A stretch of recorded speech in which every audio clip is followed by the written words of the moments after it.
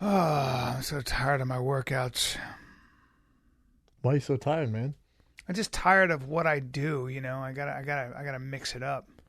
Well, I mean, what do you mean you got to mix it up? Well, I mean, look, you know what my workouts are, right?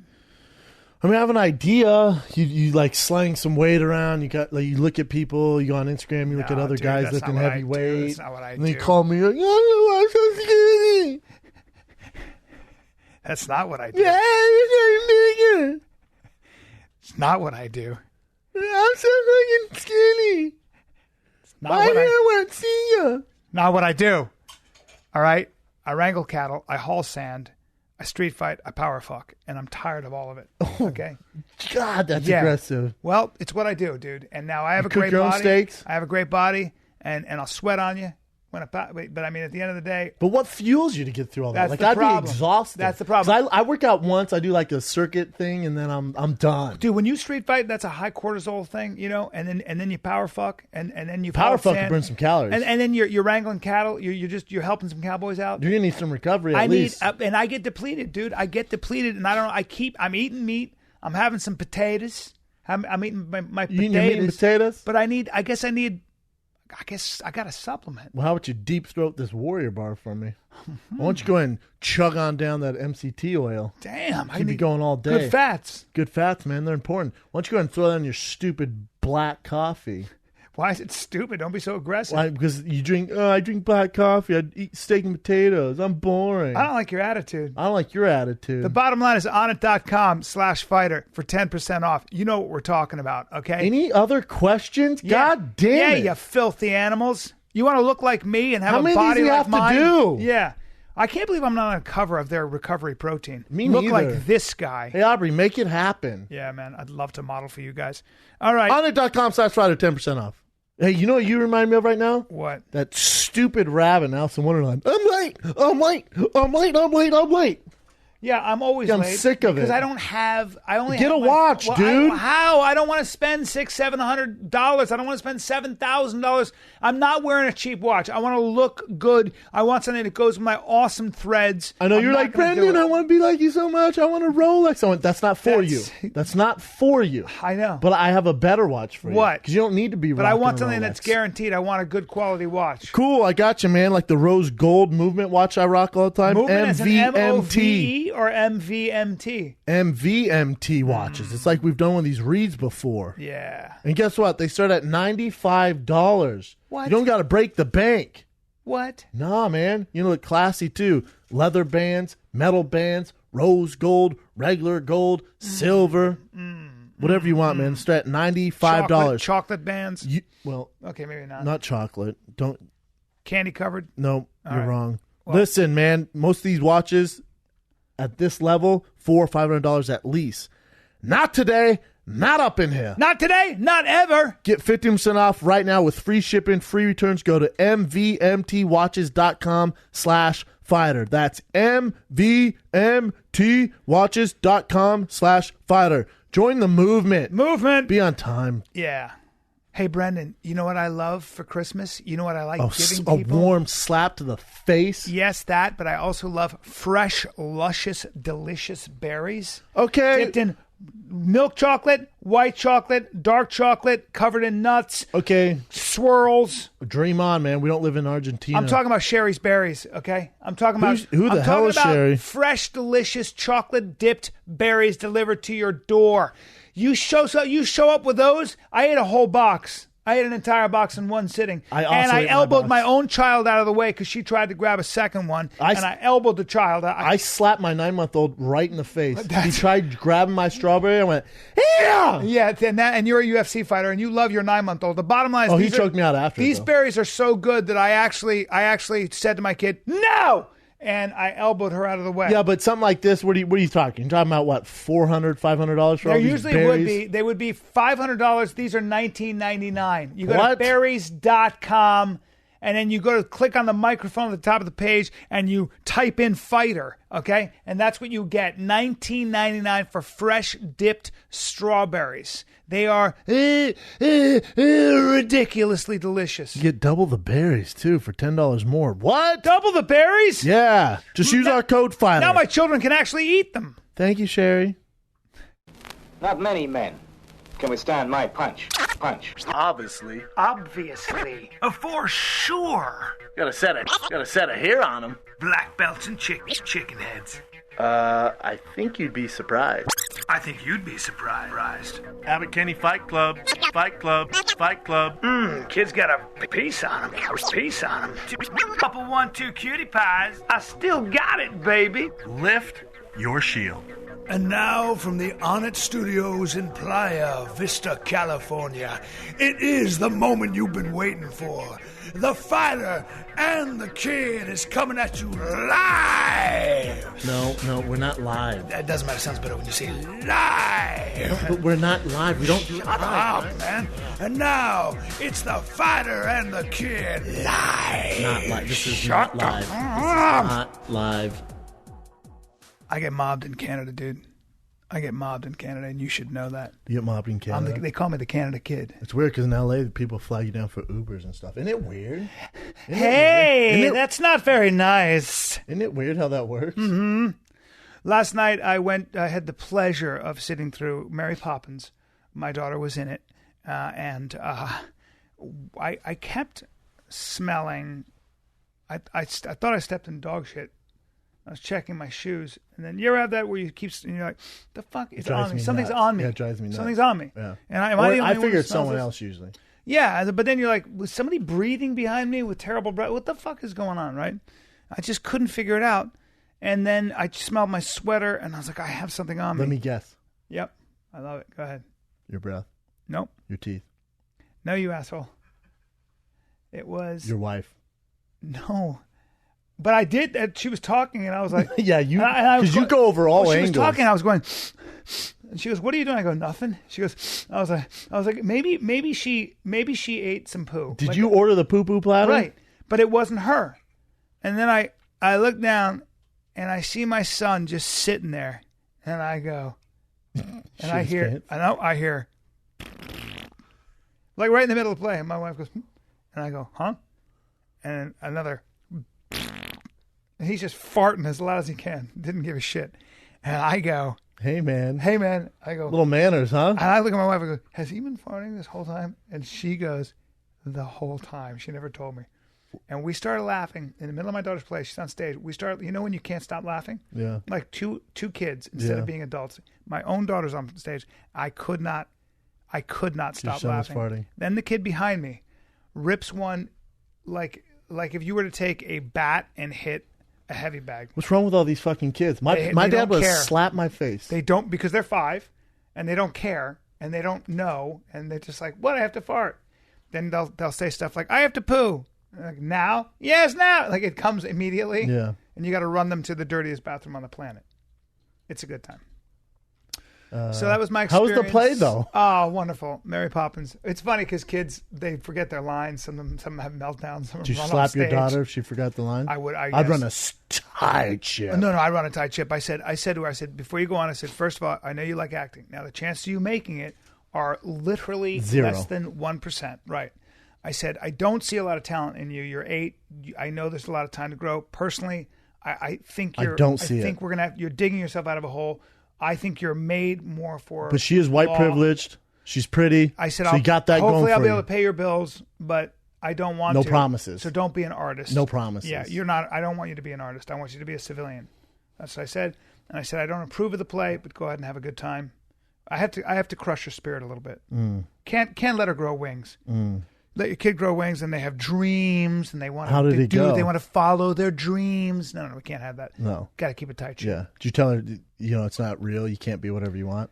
That's. We all realize that's fake, right? Can't be whatever you want.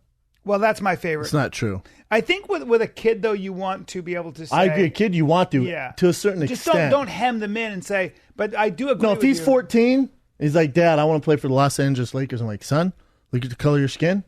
You're not very tall either. probably thinking about doing something else. My mother did that to me. My mother, I was probably 12. I played basketball at summer camp because my family was overseas, so I had to go away to summer camp. And you were small too, I'm sure. I was back small, and I don't mind saying it. I wasn't that fast either, and I don't mind saying it either. But I don't know if you know this. This is going to be a surprise to you. It's going to be a surprise to you. I don't jump that high. Basketball's not. There's going to be a surprise. My hands aren't that big. Basketball might not be the number one choice for a career for me. If you're my counselor. Well, if I'm your counselor, yeah. I'd say sports aren't for you. Sports aren't for me. Yeah. I'm a wrestle your ass off if you want. Yeah, I'm a recreational guy. Yeah. I'm a recreational guy. Go get nasty. Go get nasty on the tennis court. Go wrestle. Go take some lessons. Yeah. Okay. My mother looked at me and said, I swear to God, it was the greatest thing. She said, listen, just Italian, right? Italian, Sicilian. She goes, listen, you're not tall. You're not going to be a basketball player. I wouldn't play basketball. How old were you? 12, and she was dead on. That's kind of fair. A little bit. It's so fair. She saw it. She goes, yeah, basketball's not your thing. A little bit. I mean, you don't want to just wreck some kid's dream. If he's balls deep in the NBA and he's like, I'm going to be the next Jason Williams, white chocolate. I was way too realistic. You don't want to kill him. I was too realistic for that. Well, at 12, you don't want to be realistic. Because if you're realistic at 12, you know where your I was good goes. at other stuff. I was coordinated. I was good at other stuff. But as far as basketball is concerned, no. But that wasn't your passion. It wasn't my passion. If you're your passion, it's a different story. That's true. And she saw that. It wasn't my passion. No. That, and when I was 22... I did a musical. For my theater school, the neighborhood playhouse in New York City. My grandfather came, and my whole family came to the final performance. I've been in acting school now for 2 years. This was like the finale? It's a conservatory where I did nothing but act and sing and dance for 8 hours a day. To do this musical? To be an actor. I went to the neighborhood playhouse. So you'd go there for 1 year, and then they would invite only a small portion of people back for the second year. But then when you put on this musical, was that under their banner or a different promotion? That was under their banner. Okay? So you understand? So yes. you would do a musical and you would do a play. And this was the real deal. This was your kind of graduation. And I had to sing. What was your part, first of all? It was from a movie called The Idol Maker, I believe. And I had to sing. I had to do a scene, then go into a song, and then I had to do another scene. I can't remember. Point is, I had to sing and dance. Not a bad dancer if you let me figure out the moves. I feel like you're not a terrible singer either. Like I can hold a tune. Yeah, and you're not terrible. Nope, and I worked on it. I worked on singing for 2 years. So that's embarrassing. It's embarrassing. It's very embarrassing. I paid money to see you practice. It's very embarrassing when you're going, ha, ho, ha, ho. But you thought you were really going to sing. Well, I kind of knew, I'd heard real singers, okay? I'd been in New York. But there's a difference between Broadway singers and like... There is. And David Christina Bowie. Aguilera. That's yeah. right. That's right. Big difference. Big difference. Broadway singing tends to be more stylized. You can train for it for a long time. You can get by, right? Very different. Right. My grandfather, my awesome grandfather, when I was done... He's dead? I loved him. When he was done, this is a Sicilian guy from Brooklyn, Sicilian, and just a great person. And he said, come over here. He goes, you did a very good job. You notice how people were laughing at you? I said, yeah. He said, so that's what your strength. You made it funny, right? You're not a good singer. Dead serious. He goes, you're not going to make your living as a singer. You're not. I know you work on it. I don't care what they tell you. You're never going to make your living as a singer. But you're funny. So stick to the funny and don't do the music. Yeah. He was dead on. Yeah. And that's fair. I feel like, don't you think everyone kind of knew that in the room, though? But he was just good enough of a guy to be honest with you. Of course they did, but who really tells you the truth? Who really, right? People will let you... look, that I have sat in acting class, as you know, for many years, and it was so readily apparent that the people there who had come from wherever they'd come from to come to Los Angeles to be an actor, and they had the dreams, and they were okay looking, and they were just okay talent-wise. But don't they find out once they get in the room? Absolutely not. And that's bummer. you already know in your time doing stand-up. You've seen people oh my who've God. been doing stand-up for 15 years, and how are they? And yet they're out there banging it hard. Dude, I have to go, and if they're that bad, and I can't watch the video before I go on stage.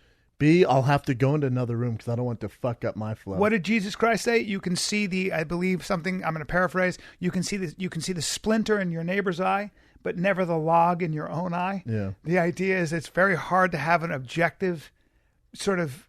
It's very difficult for I us feel like to in see how we sports think and how we- sports entertainment. It's very sports and comedy. But you can sit in an acting class for many years because guess what? With acting class, first of all, your teacher tells you great job. Your classmates 'cause tell you're you great paying them. job. That's right. Your friends. And they want to encourage you and help you grow. Well, you're paying them, and then you're surrounded by friends who are also in the same process. Correct, sir. It's called the Mutual Insincerity Society. But then doesn't everyone sit around and go, has anyone got a job last 3 years? Like, no, I was close, And though. here's It's like, why they well, don't. Here's why they don't.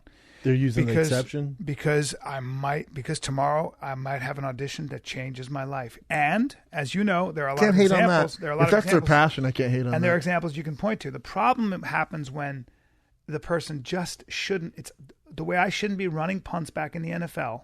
There are some people that simply shouldn't try to be actors or comedians. The difference is, like, you wouldn't even have the opportunity to run it. Like, there's no, it's not even, that's not even an option for you. Well, because because as I tried to do it as a young boy and then in high school, I would either get squashed, not make the team, sit the bench. Yeah, we right? did not make team, but even in high school, your coach would go, no, you're not doing that. That's right. Like, we have 30 other guys who are better That's at well because somebody's faster than I am. Yeah. Remember when I challenged you to a foot race? Yeah. Well, Yeah. that doesn't mean much. But What do you mean? my Uncle Pax, I remember when I was a freshman, so I was a late bloomer. I was going to my sophomore year. I was skinny most of my life, man. Super skinny. That's what your brother told especially me. in high That's school. what your Super brother told me. skinny. My Uncle Pax, who played Division I football at Cal, then was an Olympic boxer and blah blah blah, successful dude. And he was just like God, he was a successful guy. yeah, super successful, Mr. Universe 4 times, and whatever. multimillionaire. Yeah, to say the least. But we're at dinner, and he's a very upfront, loud dude, entertaining guy. And my dad was talking about, you should have seen Bren make this play, blah, blah, last week. And he goes, you're in high school? And I go, yeah. He goes, huh. And my dad's like, yeah, we're hoping he gets a scholarship to University of Colorado, and, his dreams playing in the NFL. My Uncle Pac's like, what? He's like, have you ever seen the guys that play at Division I level? Like, what do you weigh? And I'm like, maybe 175. He's like, no. He's like, it's just you're too skinny. He's like, you're too small. Yeah. But in that case, he was wrong. Yeah, like I said, passion, and then I also was blessed where I grew up. But there big. is that thing where you have to look at the baseline of things. So if they do this experiment where if a woman is, say you take an Asian, very shy Asian woman, and she's sitting on a subway and she's reading poetry, okay? And I said to you, is she a business student or is she a poetry student? What would you say? So typically a lot of people would say, well, she looks shy, she's reading poetry. I'm going to say she studies poetry. That would be something that you see on the surface. But a statistician would say, hold it. The fact of the matter is, if you were to say, I just asked you what kind of a student she is, okay, which would mean if she's a student, chances are there are so many more business students in New York City sitting on the subway than there would be poetry students. So by that law, you have to say she's a business student. Yeah. It's the same kind of idea. Like what would your, that's your with base everything. rate? Right. But in entertainment, it's even tougher. Yeah. In fighting or professional sports, you're talking about less than especially Division I sports. And that's what he was saying, though. He was saying chances are. Well, the no, average he 175 wasn't. pounds. He was going off that because I was so skinny. That's what I mean. Yeah. When you see a skinny kid, typically you're going to be like, I don't think he's going to grow into a 250-pound guy the way you did, which is pretty rare. Not really. But I'm a freshman in high school. Oh, you were a freshman. Yeah, so it's very tough to. That's tough. That's a little. And tough. he's older. And yeah. you were a good athlete. You were. Yeah.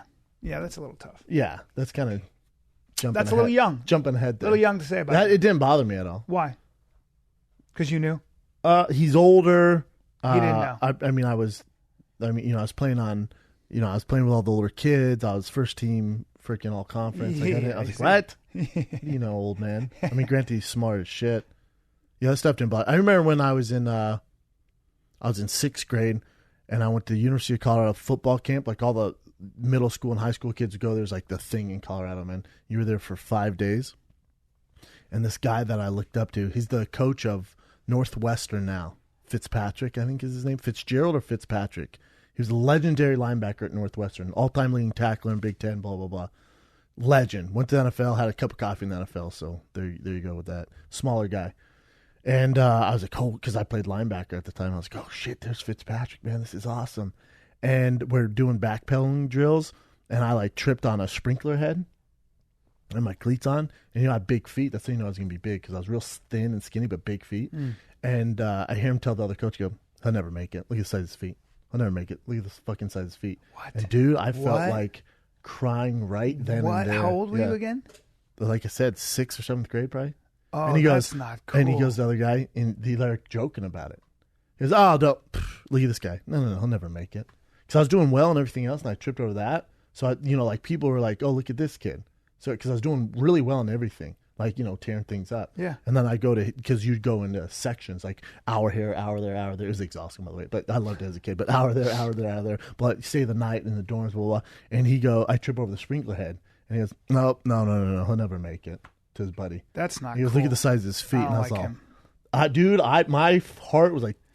So is that the kind of stuff is that typical or is that not typical? I mean, I think he was a dick. Yeah. I would never do that. No, man. I would never do that. I mean, then he went sports on is a objective, terrible gee NFL whiz. career. I don't even know if I think you played as many games as he did. Yeah. But as a kid, and he's a phenomenal, beast of a coach. Yeah. But as a kid, you store that.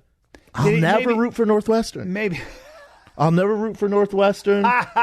But maybe he didn't know you hurt him, Maybe. Doesn't matter. Yeah, of course. That means you're a bad guy. Yeah. But you don't joke with another grown man about a kid tripping over a sprinkler. No, man, no. Jesus. And then we're doing like one-on-one linebacker drills. So you'd have a tight end and a linebacker. So you go one-on-one, run a route, and then he was the quarterback. And I was routing these kids up, man. I was like destroying them. Just no one could hold me catching the ball, and he's the quarterback. And I was like, oh, at least he's throwing me good balls. And then he overthrows it.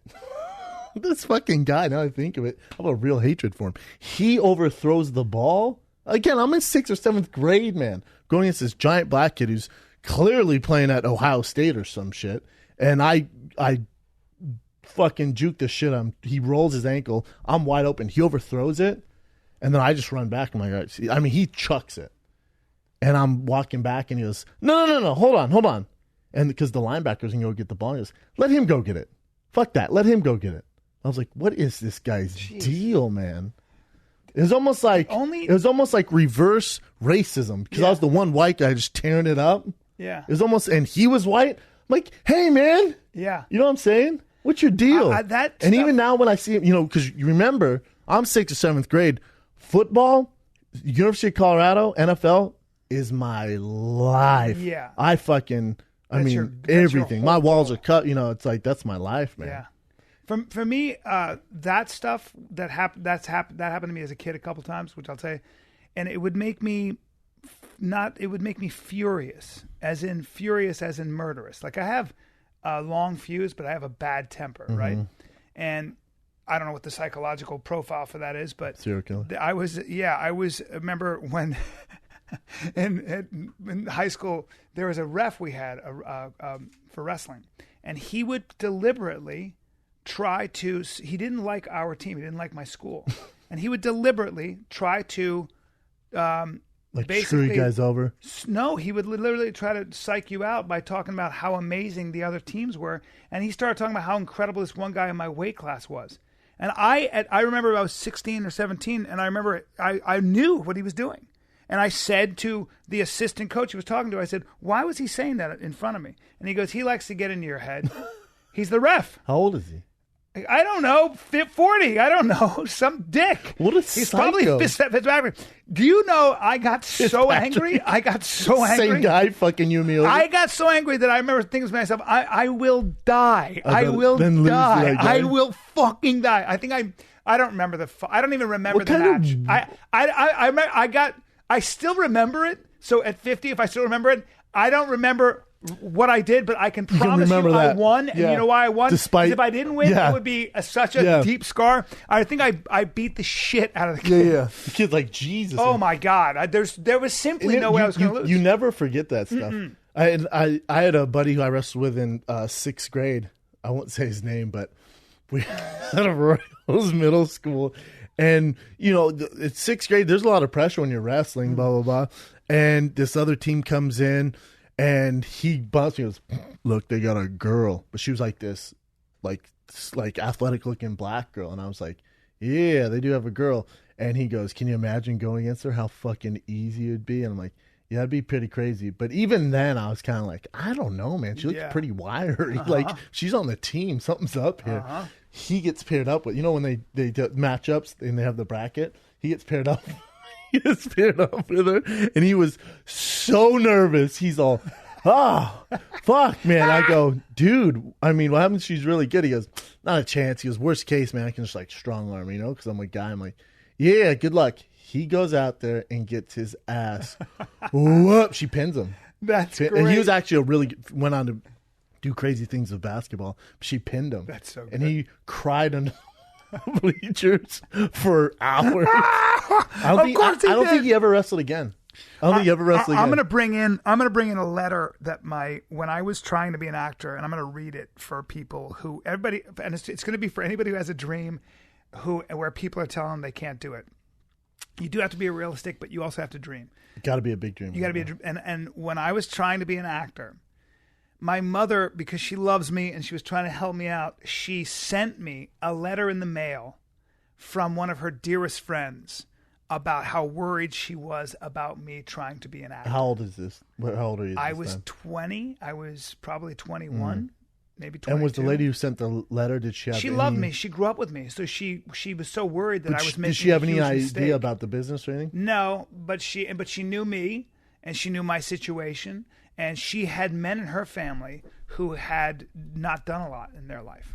But not through acting and stuff. Yeah, but they didn't have to worry about money. I didn't have to worry about making ends meet. My dad paid my rent. My dad, sure. When you don't have to have a job, motivation stuff. Yeah. Now, luckily, I have a fucking huge ego and a bad temper, so I was my own motivator. Yeah. But so you got a rich dad, though. Yeah. But for her, she said, I feel like this is a pipe dream, and I remember to never forget this sentence. She said, unless he's very talented, he will probably always do back room productions in some little theater and have to wait tables into his 40s. I don't 50s. agree with that. Well, That's weird. She was so worried that she was writing it to her. She was writing it not to me, to your mother. Yes, and your mother showed you. She was trying to get my mother to talk me out of it, and she was just being a friend.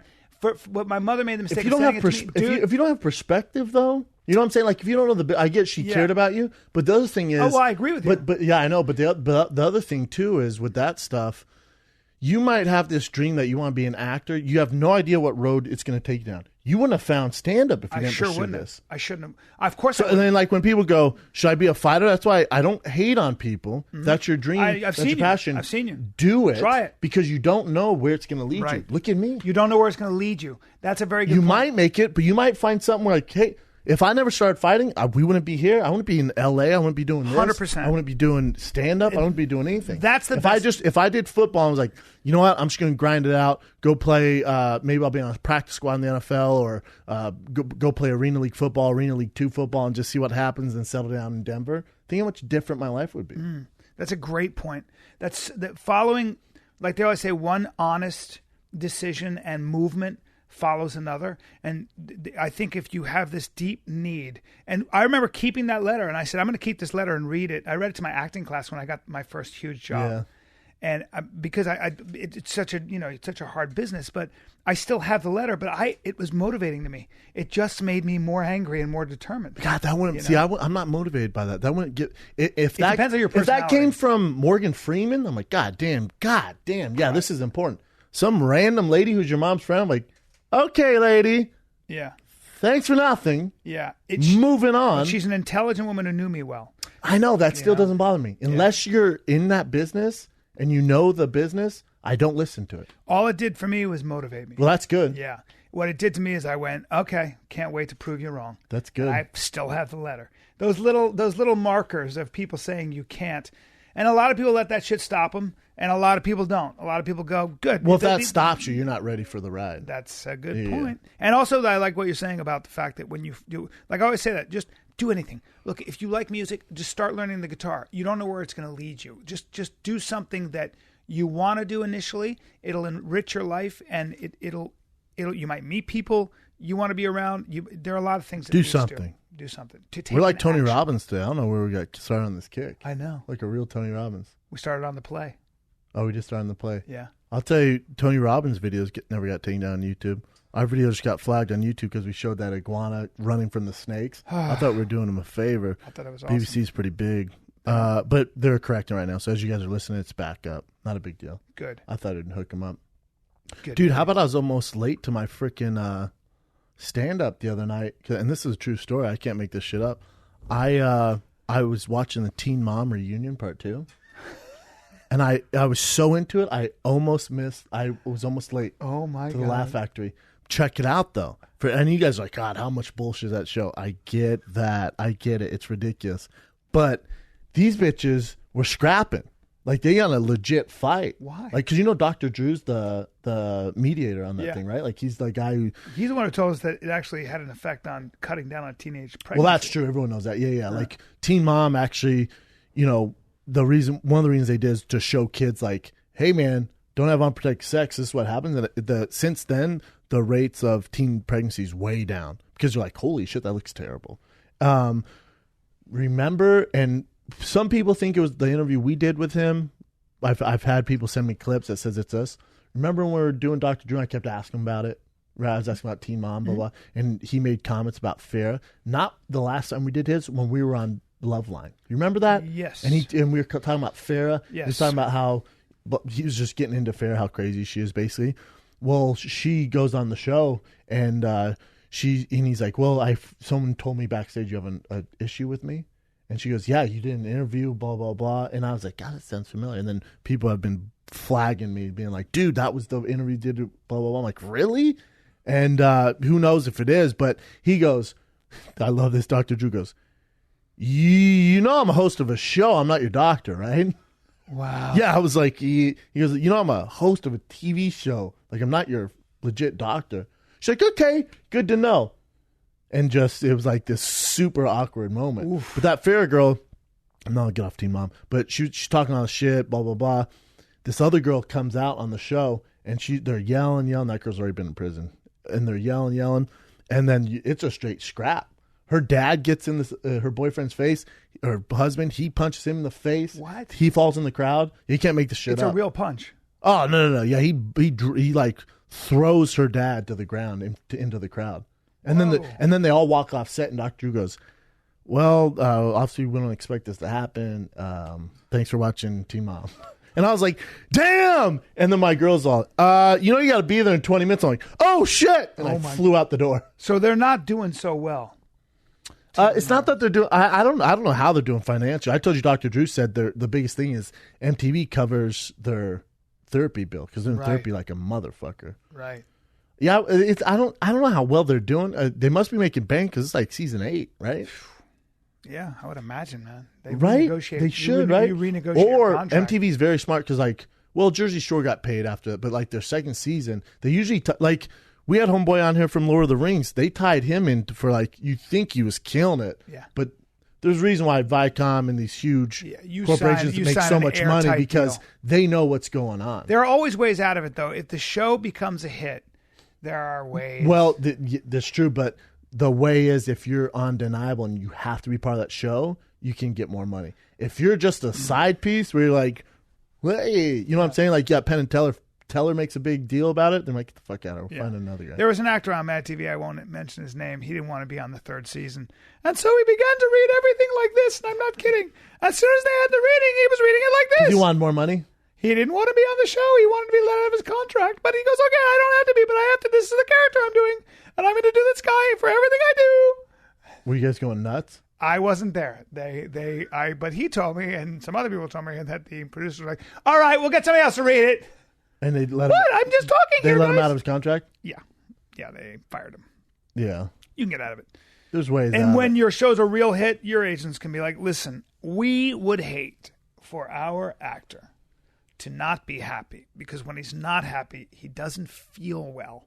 and I don't want him missing any work. If there's any way we could redo this contract, No, because now everybody's getting paid. But again, you got to be in high demand. Yeah. Like you got to be legit. Like they can't do the show without. Do you remember Frasier? Hit Charlie Sheen. No, I mean exactly. Charlie Sheen on what was it, 2.5 Men? Remember him? Yes. They can't do that show without him. He made bank, and then he goes crazy doing that Tiger Blood shit, and they're like, okay, let's bring in Ashton Kutcher, and then Ashton Kutcher makes bank. Yes, it's never the same show, is it? No, it's never the same show. Charlie Sheen had something, He's a talented dude, huh? Yeah. Well, remember when he went crazy on the Tiger Blood and all that, and they started doing like live comedy shows, and the first one. Jeff Ross was basically because this day and age, like if your product's bad, like let's say the live Finding the Kids show sucked, you would only get one. Because we do that first one in Brea or Irvine, wherever we did it. Then it would go spread online. Everyone, Finding Kids sucked. Brendan was drunk. Brian was jacking off in the crowd. Blah blah blah. And then there's no. Don't use that. Well, I was just extreme. I know, but you know what I'm saying. Yeah. So like there's no future shows. Right. So with Charlie Sheen, he did that first one. They're selling out, and you're like, damn man, they're selling out. And then he gets to Detroit and has no material and just like mosey, up there, kind of killing time. People are like. We paid money for this bitch, and then they walked out and then killed his entire tour. That's the one thing about stand-up. Because the same thing with stand-up, especially, and movies too. Like you go to a movie, and you walk out, and you go, God, that movie sucked. It kills the ratings for the rest of the show. Yeah, that's exactly right. People start tweeting, start telling their friends. Charlie Sheen just went batshit crazy. He's doing a lot of drugs. Yeah, a lot of it. Funny stories about that. Oh no, guy. I mean, my buddy. I know what my buddy owned a restaurant. And he would start drinking, and he'd go, I want to see your best wine.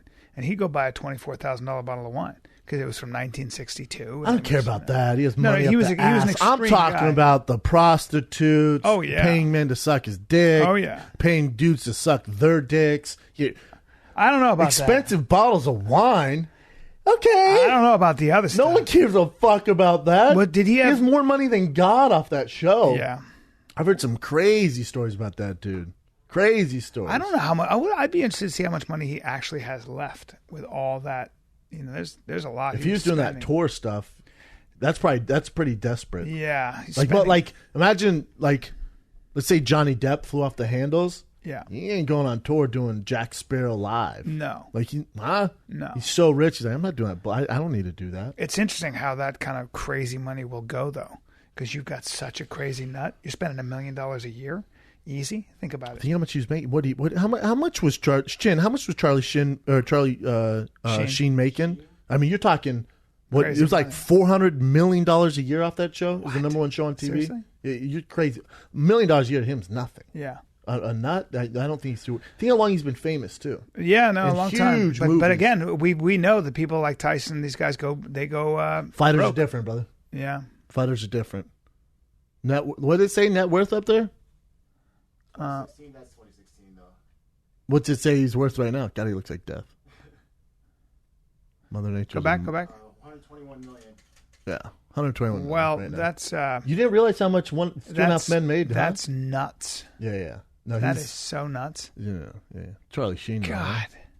Highest paid actor of all time on TV. That's like the actor who was the agent who was talking about how when Desperate Housewives, the creator of that, was sleeping on his mom's couch, and then wrote Desperate Housewives, and the assistant agent was talking about how he handed, or at least wrote up,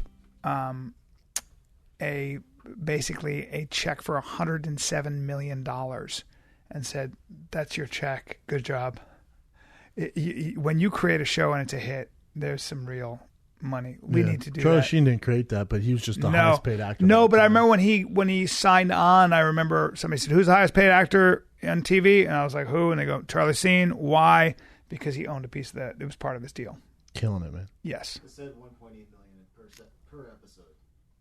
That's not. Yeah, there's a chemistry to a show. Like I did Frasier when it was the hottest thing on TV. I don't know if you remember that, but it was a long time ago. I remember Frasier. And what's the actor's name? Kelsey Grammer. He made I was in New York. First time UFC flew me out there at the time. My girlfriend at the time walked in the hotel that UFC put me up at, and I was doing some opening party thing with Matt Serra, Dana White, and Chuck Liddell and me. and they fly me to New York, and I'm with my girlfriend walking the hotel, and Kelsey Grammer, I might as well been a fucking a mushroom, shitty a piece mushroom, of fruit, a cup of coffee, a shitty piece of fruit. I might as well been fucking. Hey, is that a bruised apple over there? It was that lukewarm minestrone soup. Like he eyed my girl up like I've never seen anyone. He's a man, up, and I thought he was gonna grab her.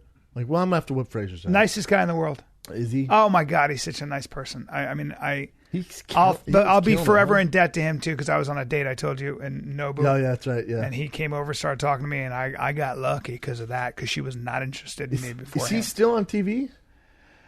He's doing The Boss, I think, or was doing The Boss. He's never stopped working. Never. He's the greatest guy. He's incredible. He's a great actor. And he had you ever see his life? You ever see the kind of tragedy he's had to endure? What happened to him? Yeah, I don't know. Let's look up like all the people that have died in his family. I think his dad was murdered. His sister was murdered. One of them was eaten by sharks. I mean, crazy shit, dude. I mean, when you look at what he's gone through, it's kind of nuts. It's kind of nuts. Murder of Karen Grammer. Sex tape. Murder of his wife died. It says click on personal life. Yeah. Substance abuse. Yeah, where that stuff. happens. Murder. He's been married 4 times. Hold up. His youngest. Go back. Hold up. No, fucking married. Look at this. 18-year-old Karen Graham was abducted, raped, and murdered. Yeah, that was his. That'll do it. Yeah. I mean, it's so awful. But there's other stuff that went on too. There's all kinds. That of stuff. sucks, man. Yeah. Yeah, that'll. But more than that, there's more murder. I was watching Intervention last night. It was the first time I was actually like, you know what? I can see why she's a drug addict. She had twin babies. This is a young lady, beautiful lady to start off. She had twin babies. They got taken from her for some reason from the father. Because of drugs, probably. No. She wasn't a drug addict at the time. Okay. That would be a good story, because then you wouldn't understand it. But so she had twin boys. They were super young. They got taken from her. Like the husband just took them and left, and they can't find them. Blah blah blah. And then she meets the love of her life, and within 5 years he gets cancer on his tongue, then dies. Oh, right. And then she meets another guy that she was like, all right, well, this is gonna help me get over it. He dies, and then her father, who was like her hero, died of cancer. So these 3 guys died of cancer. Her babies get taken from like. Yeah, I mean, you know what? I can see why she started smoking a little crack. And then now. My God. I looked at my girl watching band. I go, I don't see, like, I just wish Intervention be real one time. Like, Karen died shortly after this was in. Like, they all go to rehab. So the whole family's not doing well, right? Like, and they've all been molested. She was molested. Yeah, it's just a shit show of a story. I'm like, God damn, man. Horrible story. Like, I can see why you'd smoke a little meth and suck dick on the side, right? Yeah. So they show her moving about. The whole family gets together to do this intervention. She's like, nah, I ain't going. I'm like, yes, please don't. Like, let's mix this up. Everyone goes. Let's mix it up. Throw a curveball. They convince her to go. And you know how at the end it plays that song, like, da, da, da, and then it shows just the text. And it's like, Karen decided that rehab wasn't for her and got caught smuggling drugs. And then she died. I made that part up. But our guest just walked in. Rob Corddry. Oh, man. Corddry just walked in. How dare you, And I got to tell you, he's incognito because he's a celeb. He's wearing a hat, and because he's got a full head of hair, but he likes to shave it close to the bone. Yeah, I like to shave it into it. Wow, there it is. There it is. Did you bring us gifts? What's going on over there? That's your mic. What's going on over there? Hold on. Hey, Brian. Let me get on the mic. Let me get on the mic. You got to stop asking me questions until I get on the mic. Dude. Jeez. First of all, how do you... So I flaked on you guys last week. You know you're the only guest we've ever had back that's flaked on us. That's how much we love you. We love you that much. Man, I appreciate You're that. my faves. I feel terrible about it, so I went to Whole Foods and I wanted to get you guys some kind of like protein powder or B complex whey. Yeah, because we're so healthy. Yeah.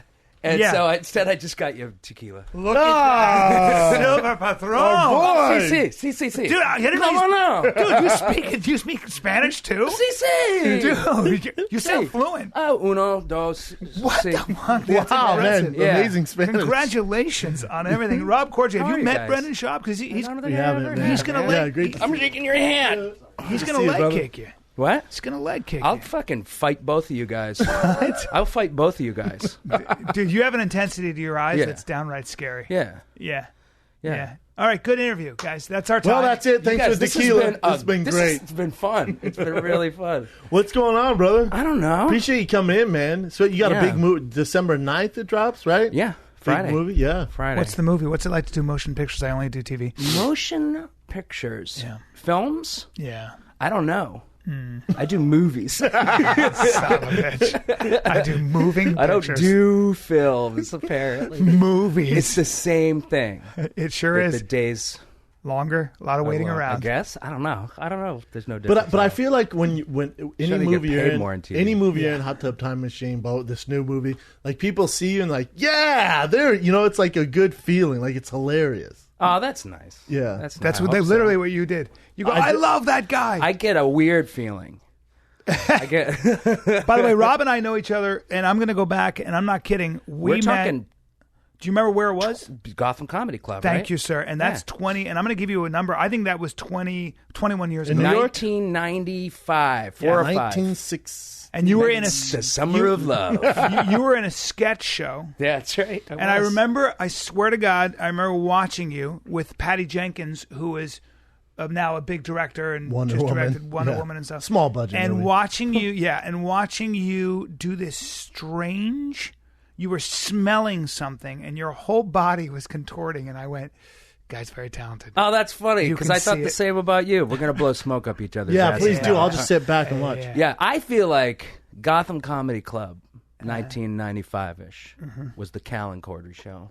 We burned that fucking place down. We burned it down, guys. Would you guys do? You guys would do shows together? You just We on would the never. lineup I don't think we together? ever Never. performed together. You We were just- you were a sketch guy. You weren't a constant. didn't do I wasn't a stand-up. stand-up. So, Yeah. but you did some sketch too with your pal Jimmy, right? What was I his name, did. Jimmy? I did. We wrote a bunch of stuff. Shout out to It was Jimmy really Burke. funny. Jimmy yeah. Burke. Yeah, Jimmy Burke. Jimmy Yeah. Jimmy Burke. Burke, the greatest. Good man. So, The national you treasure. started in the sketch world, but you never got into Yeah. stand up. Never did. No. Did you ever want to? Yeah, I mean, yeah, but I don't know if I'd be that good at it, because I think like as all the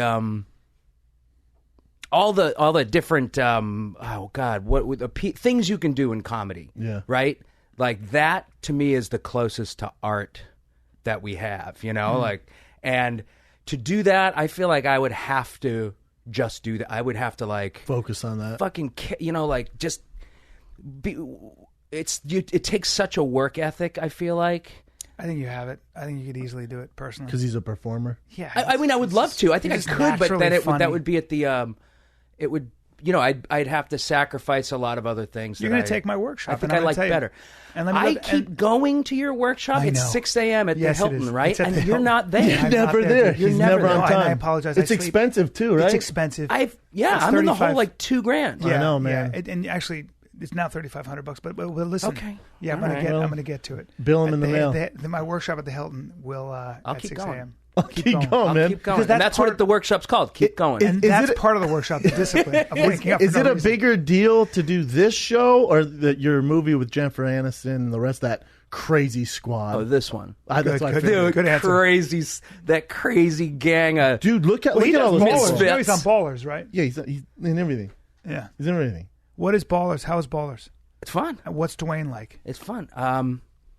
Well, what do you guys think? I think You guys he's have aw- mu- I have think you he's guys met him awesome. ever? No. I He have seems. met him. He seems. He's one of my favorite Americans. Yeah, and he comes like you can't be that magnetic on film, right? And be a not dick. be that magnetic in person. Yeah.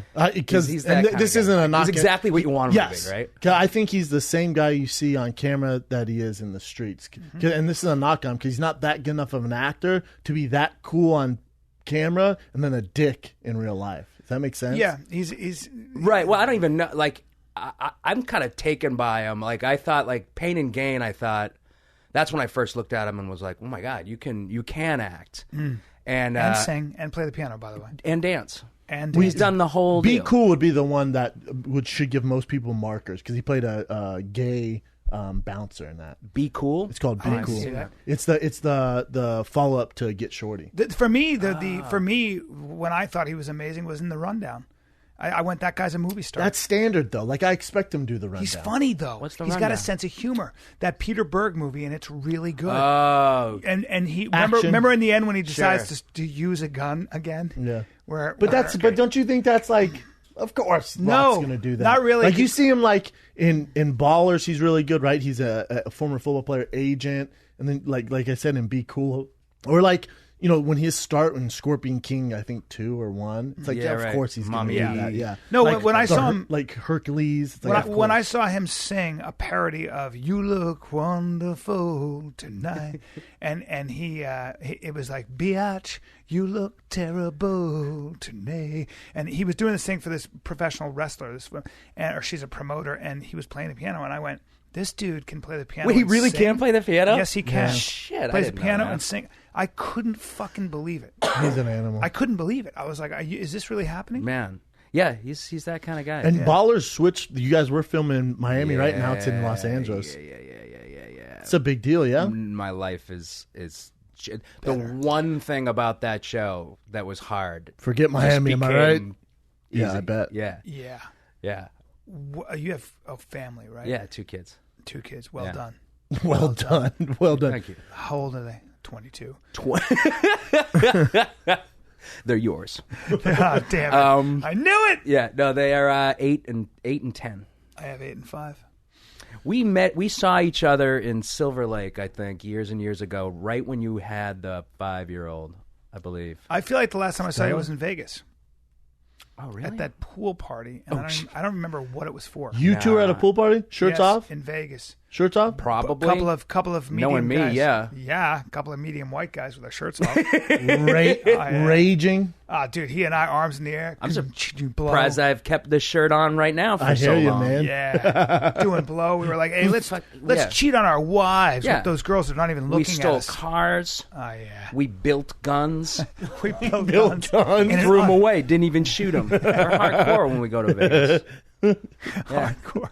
Hardcore. We built campfires in the middle of the casino. Fuck yeah. But before you came in, Brian and I were talking about, show business and professional sports and how many people, not that by no means have we made it, but by, everyone, the odds of making it are challenging. When you were growing up, were people always telling you, like, I don't know, man, like, probably think about doing something else? No, well, I didn't, excuse me, guys. I never knew I wanted to be an actor until college. So Where'd you go to school? No, what? Where'd you go to school? UMass Amherst. I almost went there. Yeah. Oh, get out of here, right? Fun school. Mm-hmm. But I was also the firstborn out of 3, so I was pretty much told, like, you can do anything. You might be able to fly. You're golden. You're golden. Really? Yeah, I think That's interesting. Yeah. But are you from Massachusetts? Yeah. And you're Irish? Well, yeah. Or I that's guess. very rare guess for. I mean, I spent some time in I know. Massachusetts. Well, I'm not Massachusetts. Catholic. You're not. So yeah. What are you? Protestant. So Even still, though, that I feel like being from Massachusetts and a Protestant kid is sort of, they're stoic people. Yep. And they're realistic people, Yep. and they're not. And they tend to ignore you as a kid sometimes. Well, yeah. I mean, also that was the time, right? Yeah. Like, but my grandmother, my father's mother, was, I was her first grandson, and she was this very dignified woman who lived in Annapolis, and her second husband was an admiral in the Navy, and she was very, very cool and a raging alcoholic. So she was the one. She was the main voice of, like, you might be the second coming. You got You might this. be Jesus. You got this. She would bud. test me. She would give me water, just hand me glasses of water, and Turn that into be like, wine. "What do you think you can turn that into?" What do you... Nothing. Okay. Well, Okay. keep trying. Keep Well, trying. right, maybe tomorrow. Yeah. So I kind of like had agency, maybe like a cocky agency, where when I decided to be an actor, I was like, yeah, well, I never knew anybody that had done it. Like, nobody ever left my town, but why not? And then in college, what made you decide to start doing it? Because that's a big leap of faith, yeah? Yeah. At least even to sign up to do an acting class or something. My roommate in college signed me up for an audition once. He didn't even tell me. He just signed me up. And he was like, yeah, sign you up. We're going. And we both went. We lived in a frat at the time, and we went, and we got it. We got the parts. And so then then was the shift. That started the shift to acting. And then I got into the theater department, and I was just taking acting classes. And I had this like guru. Every actor has their guru acting teacher. And he said, like my senior year, we had a conference, and he sat me down. I still wasn't 100% sure. I hadn't made the decision to call myself an actor. And he was going, he goes, so by the way, I'm doing a perfect impression of Ed Golden right now. So, do you want to do this for a living? And I went, yeah. I mean, I got, yeah. I don't know. For those of you listening, Rob is reaching over his head and grabbing the other ear. The other ear. With his, very lazy. That is I've seen that once in my life. It's the weirdest. It's a cool move. At least that's how I perceive it, because he was my guru. Yeah. It might be like a nervous tick or a deformity, but I just saw it as, wow, man, power move. Powerful. Yeah, and he goes, I go, yeah, I think so. And he goes, yeah, you could. And I was like, at that second, that's all I need. Done. All right. I went to New York the day after I graduated. So you graduated from Amherst and New York and off to the races. Yeah. And then bam. And then boom. Boom. No, Rob was out there, as all of us was, for a long time. And I remember you getting your first job. Can't remember what it was, but I remember going, one for the good guys. One for the good guys. Well, you remember how Liz Lewis casting always used to come to our shows, yes, right? Yes. Stacey Seidel. And she used to... Dated Stacey for a little bit. Oh, yeah, that's right. Beautiful Stacey. Loved her. Awesome. She's Love her. awesome. Yeah. I owe her everything. And she... I did a sketch where I did a bunch of characters in it, a bunch of voices. And she did voiceovers. So that was I booked, I think it was like Blue Moon beer, a local commercial. Though. Getting that call? Big deal. $500? Yes. At that time? Holy shit. Yeah. $500? Fucking, I was searching for change in my couch so I could go like get something from the ice cream man. I had to call my dad. But anyway, I know what you mean. You had a rich dad. But this is in New York, so you're living with a bunch of guys and just trying to make ends meet? Yeah, I was living with other actors. And definitely trying to make it's almost like a frat house full of broke actors. There was at times. Yeah. Oh, for sure. Yeah. Now you go back, now that you are going from job to job, what happens when you go back home? Are you showcased? Do you big time? Well, them? here's the thing. Yeah, a little bit. A little bit. People are like, I hate going to like a wedding or a funeral where there's a couple groups of people who they just want to talk about The Rock, or then there's another group that's like me and Brian. Like, well, this is a podcast. Yeah, that's a completely valid question. I hear you though. But like to like corner me for 45 minutes at a wedding. Well, you're very nice. I mean, you're super nice, so you're never going to be rude. I also just I like talking to people to a point, you know? Yeah. But then there's the other half, the other group of people who are like, oh, hey, how are you?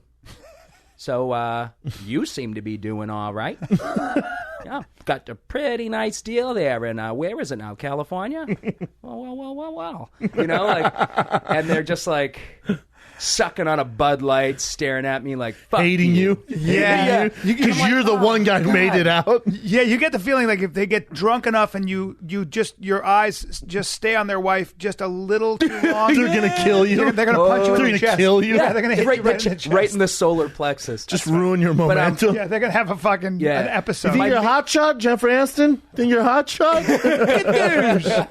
But my main group of friends that I go back and see, like, luckily, one of my buddies is a Mass State cop, and he's undercover narcotics. Dang. So he's got a hardcore life, and all everybody wants to talk about is that.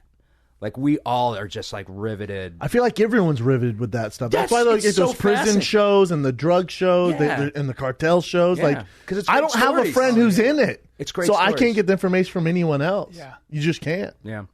It's like how you get balls deep when you meet a guy if he's in the Navy SEALs and you're just hounding him with questions. Yeah, I don't know what you're talking about, dude. Oh my god, not a mystery to me. I lived it. I can't really go into it right now. That was that time where I wasn't working as an actor for a long time. You disappeared for like 2 years. Sure did, and it wasn't because I wasn't working. It Black was Ops. I was. You keep waking up free every morning. I'll keep doing what I do. And you're welcome.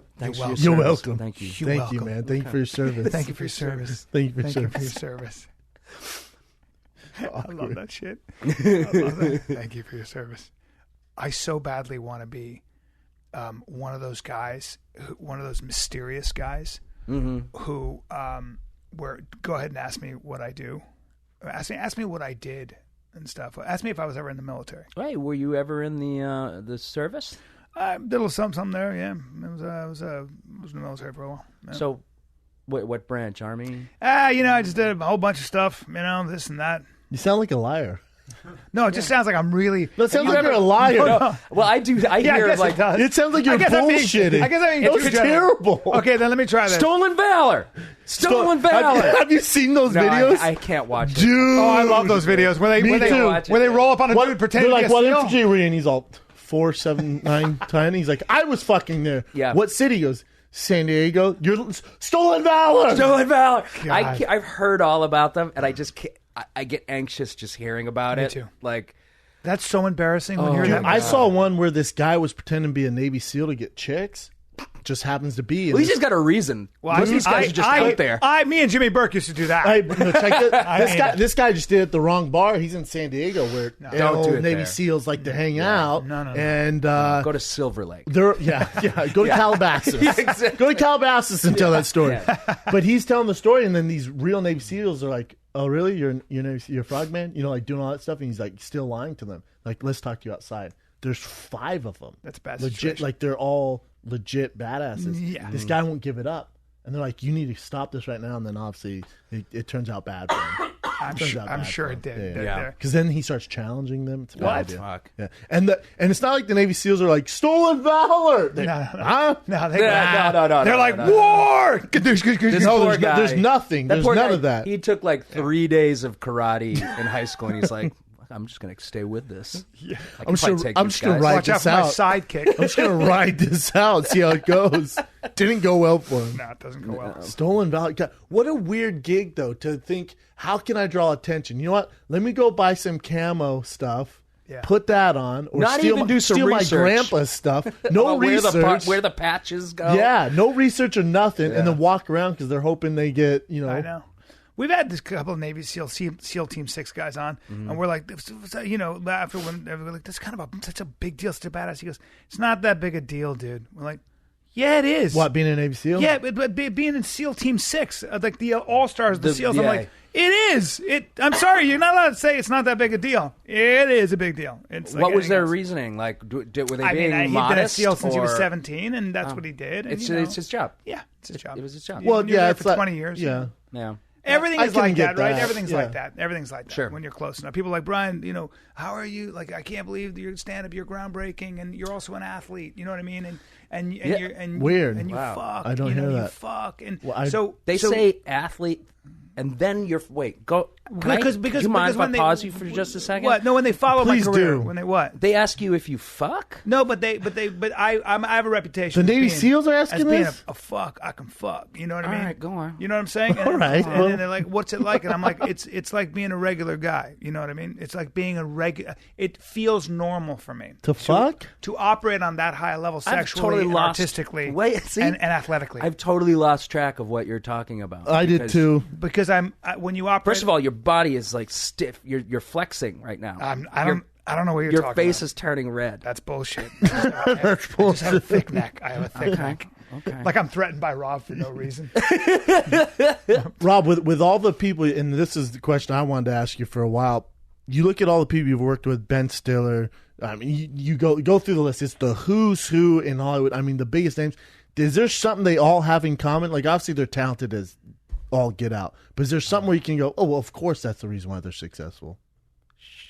You know what I'm saying? Like, that's you a look at good your movies question. with Ben Stiller, a guy who I think's the next big thing, and you can tell, he's been in Deadpool and he's in this new. That TJ Miller to me is hilarious. Oh, that guy he's is brilliant. TJ's great. He's one of the funniest guys. Dude, he's I know. so funny to me. I've known TJ a long time. TJ will do a reading, and there's just something about him where he's kind of like has that weird I don't give a fuck funny thing. He's definitely an artist. He's like he does not care. He's a real artist. also- if you see an he is- interview with him, it's he very, really is. Yeah, He- I've done a movie with him. But And I've done a lot of stand-up. He's one of those guys like Will Ferrell, right? Yeah. That guy's never not funny. I look at his face and I laugh just because of his style. Like his presence is so unique and weird. You can't put a finger on it. And I feel like TJ, though, totally different from Will Ferrell. Exactly. It's the same kind of quality. I agree. Like I can't. No, put because a, Will is insanely committed, right, to anything he does. And I heard some people talking about playing golf with him, and they were like, he's the nicest guy in the world, but he's competitive as fuck. right? he's a big athlete. Yes, Yeah. and so there's that, but at the same time, I think TJ has that opposite thing where TJ will, like, you'll come off stage and he'll be like, he'll be like, I got to start writing. I suck. I'm not writing. He's very self-deprecating. Like TJ's not. I never get the sense that TJ's super ambitious. TJ kind of came out of nowhere. The first time I met him he was literally strapped to Jeremy Piven's back in a movie I did called The Goods. He was strapped to his back. Yeah. And because they'd done this in the movie, he jumps out of a plane with TJ on his back, and TJ's still on his back, and he's walking around with TJ. Oh, God. And TJ just being on the back of Jeremy was already funny. Just being, he had a couple of lines, and I was like, I'm sitting there going, this guy's fucking hilarious. Dude, he's hilarious to me. And you can see his, when he can kind of like his rise. It's like it's happening now for sure. Like he's killing it. How about he would him also in Silicon Valley? I mean, he just He's kills me. amazing. On set, I'd be like, we'd be hanging out in between takes, and I'd say, "So what did you do last night?" And he's like, "I said, did you go out?" And he's like, "No, I was in my room. I was up all night, like writing on my walls, just writing poetry." He goes, forget the security deposit. Forget all that. Like, I just needed to get this down. Yeah. Like, it's not about trash in a room. No. It's about this is where this needs to be. That's an amazing, that's a great way of describing Maybe these people will appreciate it. And maybe they did. But you're still gonna have to pay for it. They might enjoy it. Maybe you're gonna have to pay for it. Maybe it's that good. I believe it's that good. It'd be called the TJ Miller Room. It's pretty cool though. Yeah. But yeah, I was just going to think about, you're in some of my favorite movies, man. I always laugh when you're on screen. And I was thinking back all the people you've worked with. And is there something on set, or it's just a talent thing, huh? Man, I don't know. I can't say. I don't can never think so. see it. I don't think it, and it's not necessarily even a talent. I mean, all those guys that you mentioned are talented, but like even people, I believe that like if you give this enough time, if you give this business enough time and you don't have a plan B, and you're like, and enough focus, you're gonna make it to some degree, whatever making it means. And so I guess the one thing they'd have in common is that they work ethic, and like I was about to say a sense of themselves, but I don't even know if that's true. I don't know them well enough to say that. I would suggest some of it's almost the opposite of all of that. Like I mean, like Zach Galifianakis was so never ambitious in a way. Zach quit the business. Zach was like, I'm growing a beard. Yeah, I'm going to grow a huge beard. So he and just stopped doing it altogether. But it's like Zach. If you told Zach to work out and eat well, or if you told Zach to, like, if you even mention the word ambition to Zach, he's the anti-ambition. Yeah, but he's so talented. Well, he's really funny, and the thing about Zach is he navigates the world with his humor, with being a silly goose, and hilarious. making himself laugh. If you try to get Zach to be funny, like when they were working on his house, they would tell him how much more it was because he was trying to put a pool on his roof or something. And he would go like this. He'd go, "Oh, great! Now I got to do another bad movie." Oh, and he'd storm off, and the workers thought he was serious, and his wife would have to be like, "He's not serious." That's all he lives for. So sometimes it's like, I've noticed like actors who are really good. First of all, can be very quiet, very boring, but they can also be almost exactly the opposite. They can be a complete basket case, even physically. Right? Not Ben Stiller though. He's in shape, and he's a beast. He's in great shape. Ben Stiller has his demons. I would say that Ben Stiller would be the first to admit that he is. He's that he doesn't have it. But, yeah. As much as we all are, I'm not. Well, I think we need to define basket case. What's basket case to you?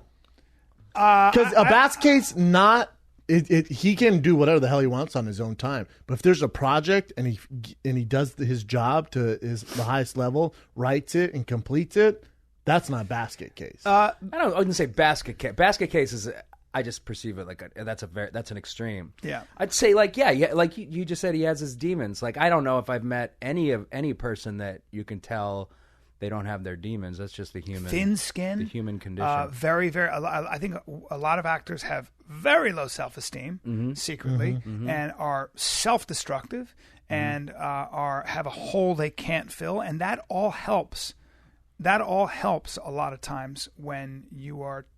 When you're doing certain things, I don't know. I mean, what was that? There was a thing that Meryl Streep said. Meryl Streep was gonna do a book on tape, just reading a book on tape, and she's in the hallway pacing around. This is when she was Meryl Streep, right? Well, she's still in her heyday, but that's what I mean. Her right? heydays don't like stop. To me, if you say the greatest actor period that ever Meryl lived, Streep, yeah. I think it's Meryl Streep. Yeah.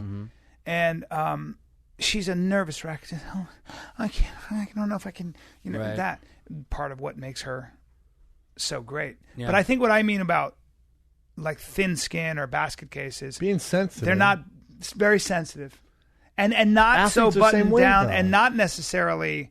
But don't you think everyone would be that way? Yes. If you had the limelight on you, had all this pressure, and like to put yourself is. out there. And yet Me too. the problem with them.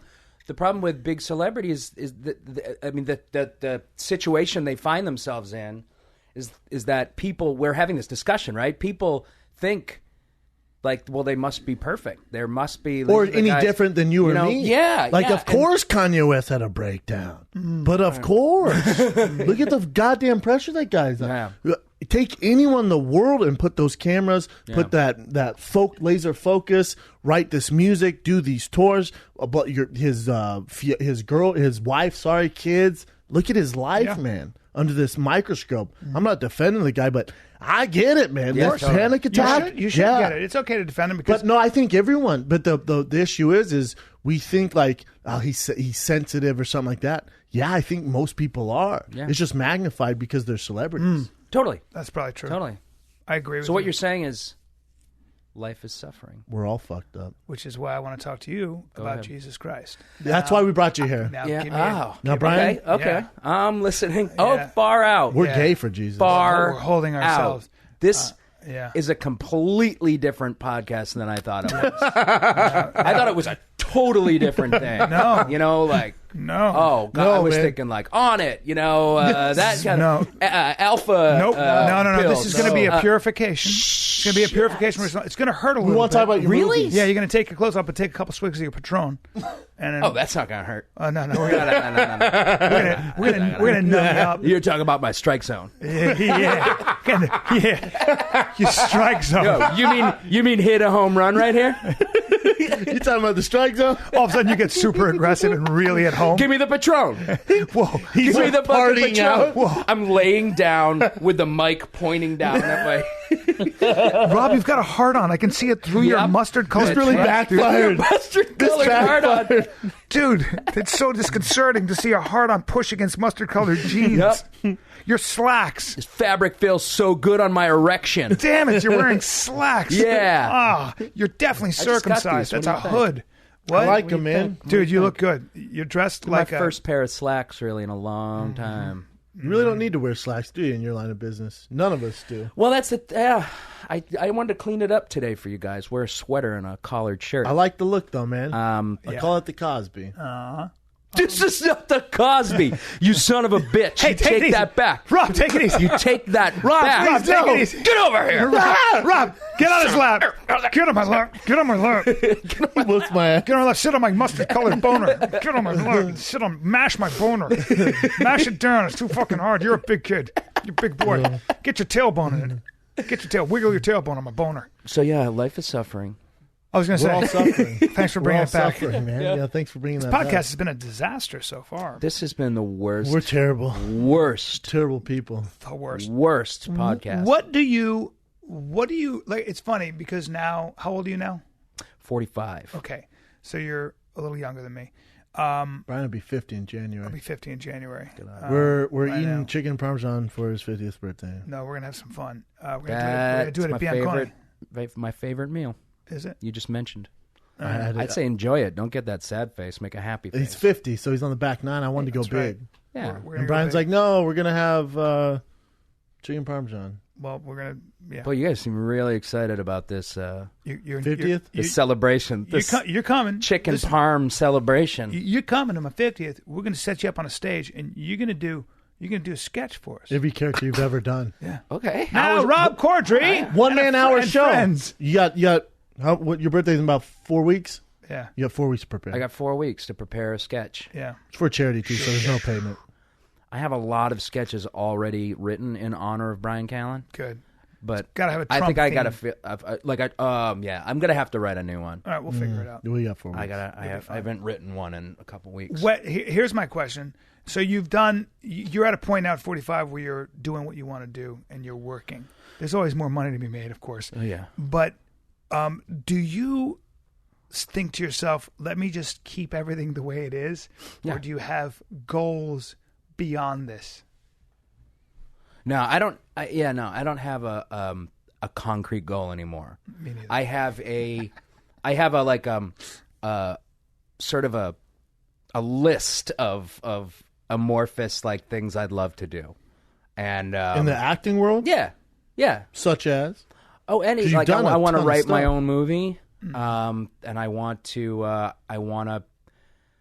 do I would. It's mostly about writing and doing my own stuff, you know, and that's basically it. because how much leeway do you have now? Like with these characters you play, do they give you? Do you have to stay within the walls, or do they let you do your thing? Because you're obviously a talented guy. No, Where you're like, this might be funny if I do this. Yeah, they most of the time that you're right. Like I mean, the comedy environment right now, there's very few Aaron Sorkins out there in the comedy world who make you Boy, oh boy. Stick to the I've script. worked. I've done West Wing where he was at the helm. Yeah. And you stick to your lines. Yeah, my Really? brother was on Studio 60, and it was every and or but. For real. There's no. No. Every and or but. No, nothing. And There's you know, no- Frasier was the same way, but Aaron Sorkin. Really? you don't Frasier was the fuck same around. way? Yeah, you don't fuck around. Because they were talking about on Frasier was the same way? Very much so. Jesus. Yeah, They're see, it's changed, I think, a lot. But they were such killers. They were so Yeah. good. Yeah. I'm not going to argue with Aaron Sorkin, and I'm not going to No. argue with those writers God, on no. Frasier. They God, were no. Will the Ferrell best. was saying like they'll have an idea for the script, and I'm sure you know, and you would know. They'd have an idea for the script. They'll get that first take, and then they just run wild. Yeah. Like, all right, Yeah. we got it, and then Yeah. they go nuts. Well, That's- this movie, Office Christmas Party, my character wasn't even written. Basically, there was a character that they were like, "Yeah, read this guy," but it's totally undeveloped, and we want you to trust us. Like, we want you to trust. And I knew these guys. Just trust us that we're gonna develop the character with you and let you do what you want, and it's gonna be. And I came back to them with a bunch of ideas, and you know, they wrote a couple things, but mostly it was like, you know, it was coming in fresh. but don't you feel like that's the best way to go? I love it. Because No, I love it. Because I feel like if they go, all right, this character, you got to stay within these walls. Yeah. But the reason why, if I was doing a movie, I'd bring you on board. I want you. You know what I'm saying? So I'd say, do your thing. I got you to the dance. Do your dance, man. Yeah, that's And this- basically. you know what I'm saying? Like, And that's what the theme is yeah. the 50s. Yeah. Dress like the 50s, but do your Yeah. dance. And I think that's why they hired everybody. There's so many people in this movie that I think Jason. that's- By the way, Jason Bateman man. is hilarious. People don't he's realize. so funny. Like Oh, I think- Jason I off hope the they cuff is as realize funny as any it, that- comic. He's so funny, and he Really? he's one of the funniest guys. Really? Period, in- dude. yeah. He would kill you. I mean, he's funny in like, that the Boss movie, whatever it's called. I forget. no, the but name of it. he's funny. Like hanging out, hilarious. Hanging like, out. Funny He's guy. as funny as so anybody funny. I know. Me Yeah. too. Me Who too. else in that movie? You got Jason Bateman, Yeah. uh, T.J. Miller. T.J. Miller. Jennifer Aniston. Vanessa Bayer. Kate McKinnon. She's hilarious. Right. Randall Park. Sam Richardson. Do you know who Sam Richardson is? He's one of my favorite people in the world Bring right him now. up. He Chin, was, Sam yeah, Richardson. he's on Veep. He's the black guy on Veep. The really kind of buttoned down. I know exactly who he is. He's so funny. He plays that guy. He plays the one of the Office. He's been working a long time, too. Oh, He's- yeah, man. He's great. He's really, really talented. I've seen that guy. So he's in it. Did I say Randall Park? Do you think that Bring up do you the whole think- cast, Jen. Do you favor that Office minorities? Party? Or do you think that minorities should be in show business? Well, that's actually I would love to talk about, but that's my podcast. And I would love for you guys to come on my podcast should minorities be in show business, but I feel like it would be wasting our time. Oh, you got talking Olivia about it Munn in that bad boy too. Olivia Munn. She's easy on the eyes, some would here. say. Sure she is. She sure is. Sure Jennifer she Aniston's is. easy on the eyes. Jillian Bell. See, look at T.J. Miller's headshot. That's terrible. Oh my! It looks like Beetlejuice. That's exactly what Brian was talking about. Courtney B. Vance. That's so funny. Yeah, That's good. It's a huge. Have cast. you seen the movie yet? I have. Yeah, I saw. I think. I don't Scale of know 1 about to this 10. cut. Scale of 1 to 10. A 10. Oh, me? It looks funny. I love it. But I'm never. I always see like Click and Rob for me, Jen. It looks movies, funny. and It I'm looks- like, oh, there's Yeah. this is great, and then Look at Rob. it's not. Look at that Rob. guy. Now you're a bit of a celebrity. You know now. who's right behind me there? That big, huge face. See if you can guess. I can tell you exactly. Hold on. That's very Ashton good. Kutcher. Oh, there you go. There you got Oh, it now. dude. Oh, what happens in Vegas? He's that big. That's not a picture of him. that he's a just giant. growing. He's a giant. Come on, Rob. You're not being serious. I'm an Ashton I told you Kutcher you had to be fan. serious on the podcast. How about Children's Hospital? How about it? How long have you been doing it I didn't for? know you were on there. It's his show. It was 7 seasons, and then we stopped. We just stopped doing it. Wow. Yeah.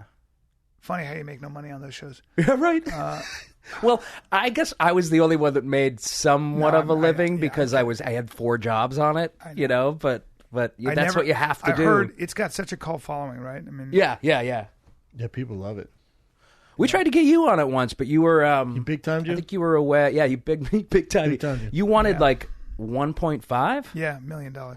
Unbelievable. It's an 11-minute show. I know. I know, But I respect that. No, I actually respect Well, it. Yeah, I my like it. logic was that if you want it to go overseas, if you want to blow this thing up, you got to pay for it. That's all I'm For saying. your That's for his international following. My That's what international I following. said to him. I was like, "Do you want?"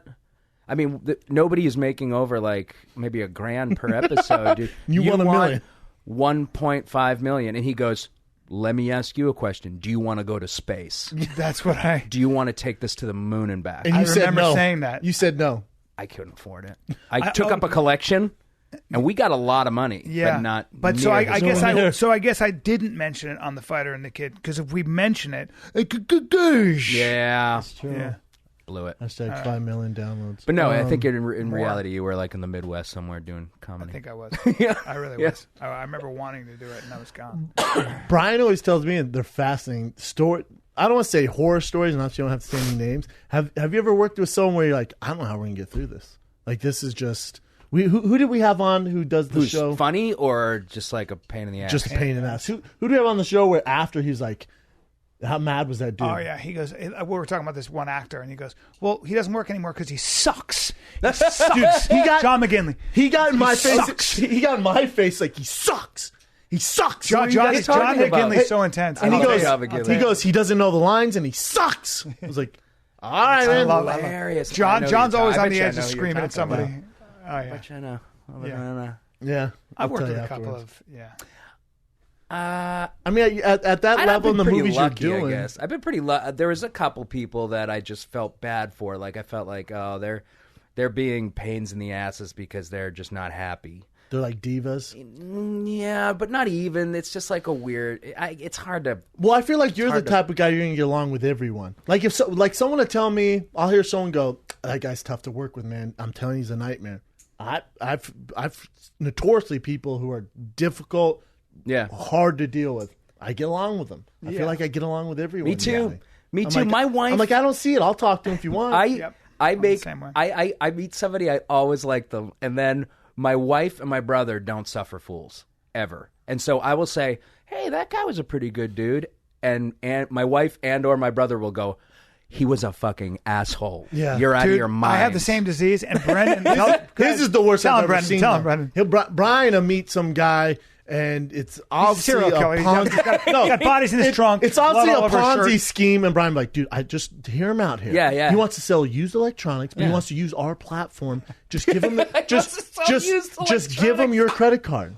Yeah. The fuck you talking I about? tend to trust people. Me too. I do too. He's got blood all over his I'm shirt. so impressionable. When it comes with business, I don't. I'm always super skeptical of Hippo. I let but him handle people all of in general. Yeah, Yeah, that's I'm all smart. about it. That's I'm all smart. about it. He'll be like, Brad, don't talk to him. Let me handle it. Yeah, yeah.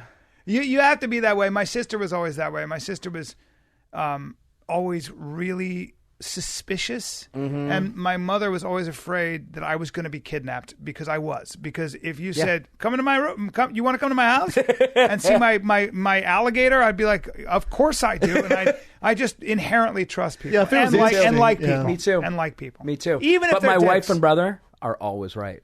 they're always right. And your And 6 months later, I'm like, oh, this guy is damn a it. dick.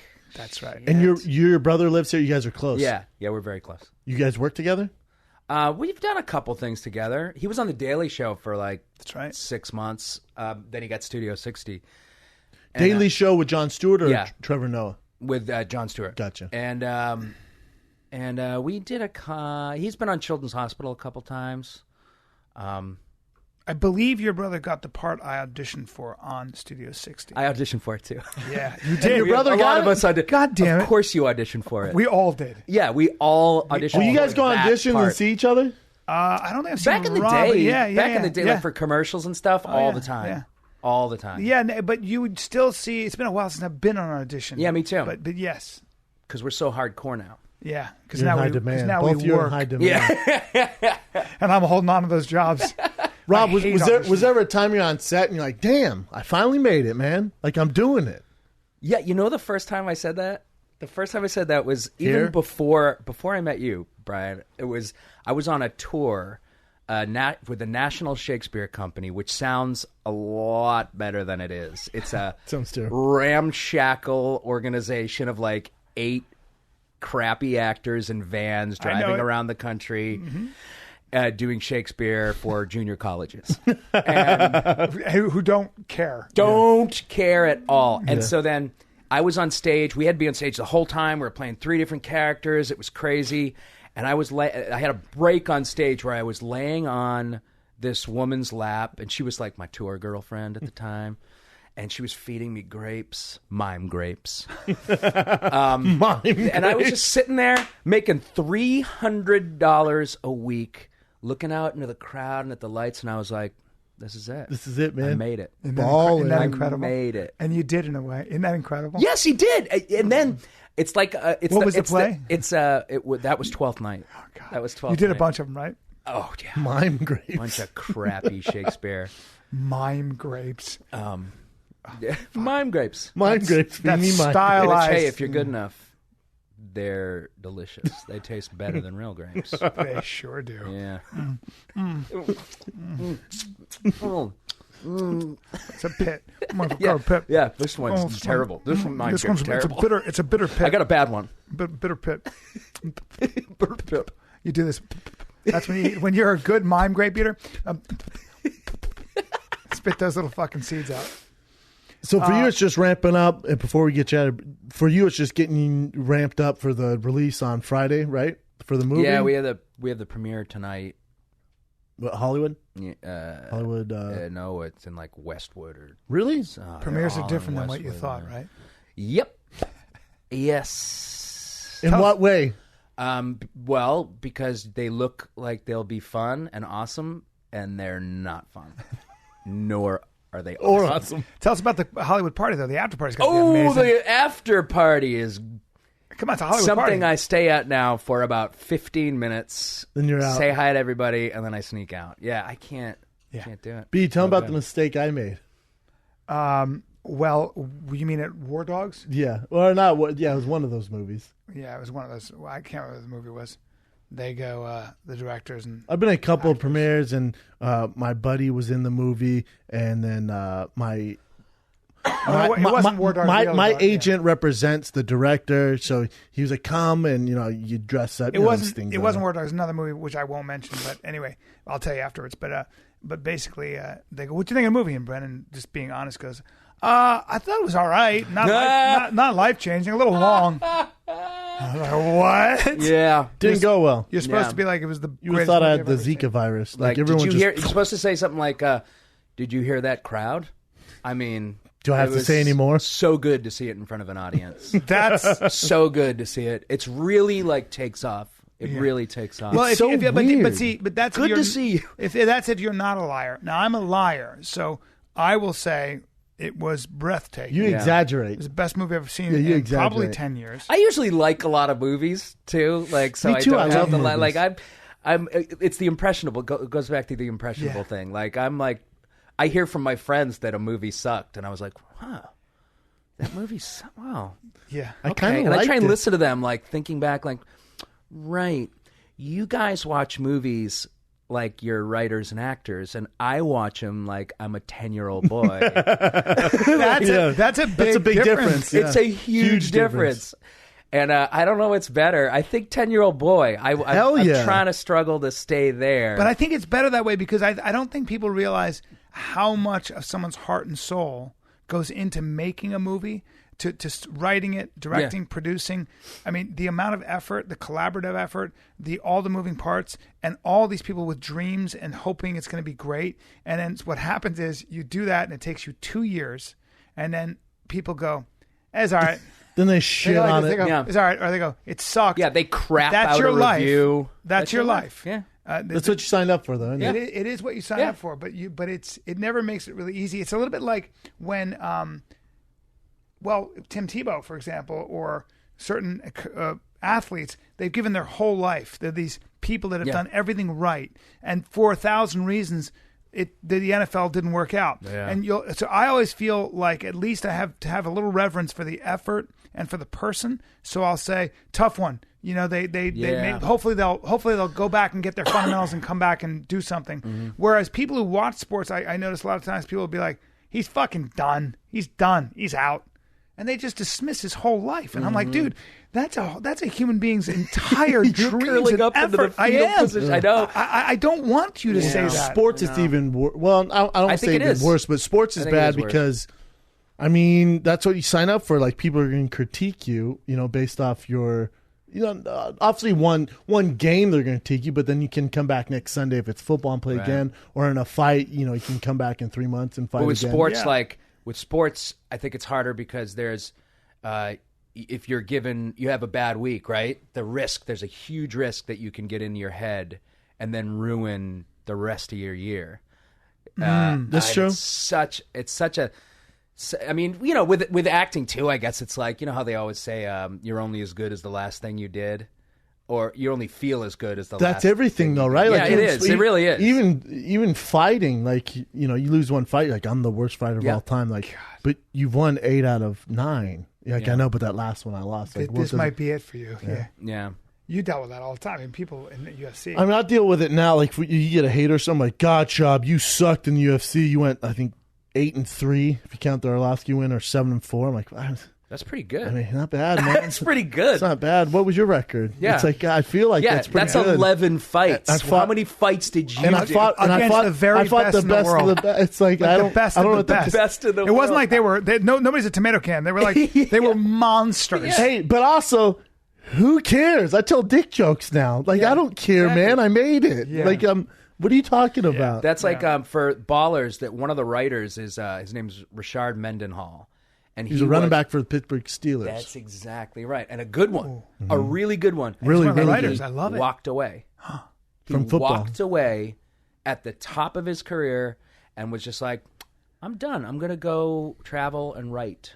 Wow. And then the next thing you hear, that's the last I'd heard of him for like a year or two. And the first table read for Ballers, Richard Mendenhall shows up in the room. And I pushed people out of the way to get to him. And I was like, you said you were going to do it. And you did it. It's brilliant. Now he's talking to you. And he's the sweetest, nicest guy in the world. Are you a big sports fan? I'm a football fan. I'm a big football fan. Back to Mendenhall though. I don't think people realize like the amount of cojones it takes to go. God. All right, I'm a starting running back for the Pittsburgh Steelers. Damn. I know how this movie ends. He has records. Yeah, he's legit. In college, he was amazing How too. long did he play for? I'm not sure. 4 years maybe? 4 years maybe. But he goes, I'm going to walk away from this to pursue writing in Hollywood. Again, writing. You know how fucking hard it is to make money as a writer? Yes. It's insane. Imagine that. Yes, I do. Exactly I really how do. hard it is. The NFL Tried it. the NFL should promote that guy like you wouldn't believe. Like that story is amazing. God.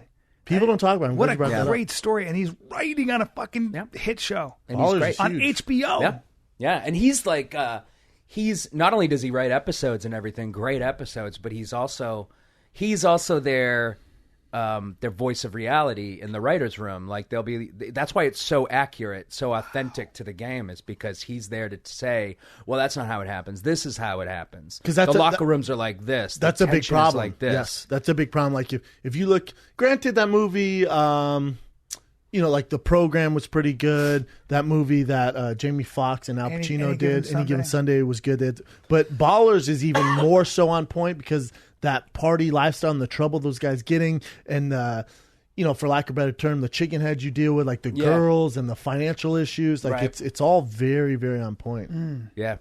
Shout out to Rashad Mendenhall. Did he do that when all the CTE stuff started coming out? Do you know? CTE stuff? Head injury, brain head trauma? trauma and stuff like that? Or No, brain you know trauma? what he did? He did. It was when they found Osama bin Laden. It's when they killed Osama bin Laden. It was right after that, because I remember he got into some trouble because he tweeted something a couple days later when people were like, "I'm so glad that motherfucker's dead.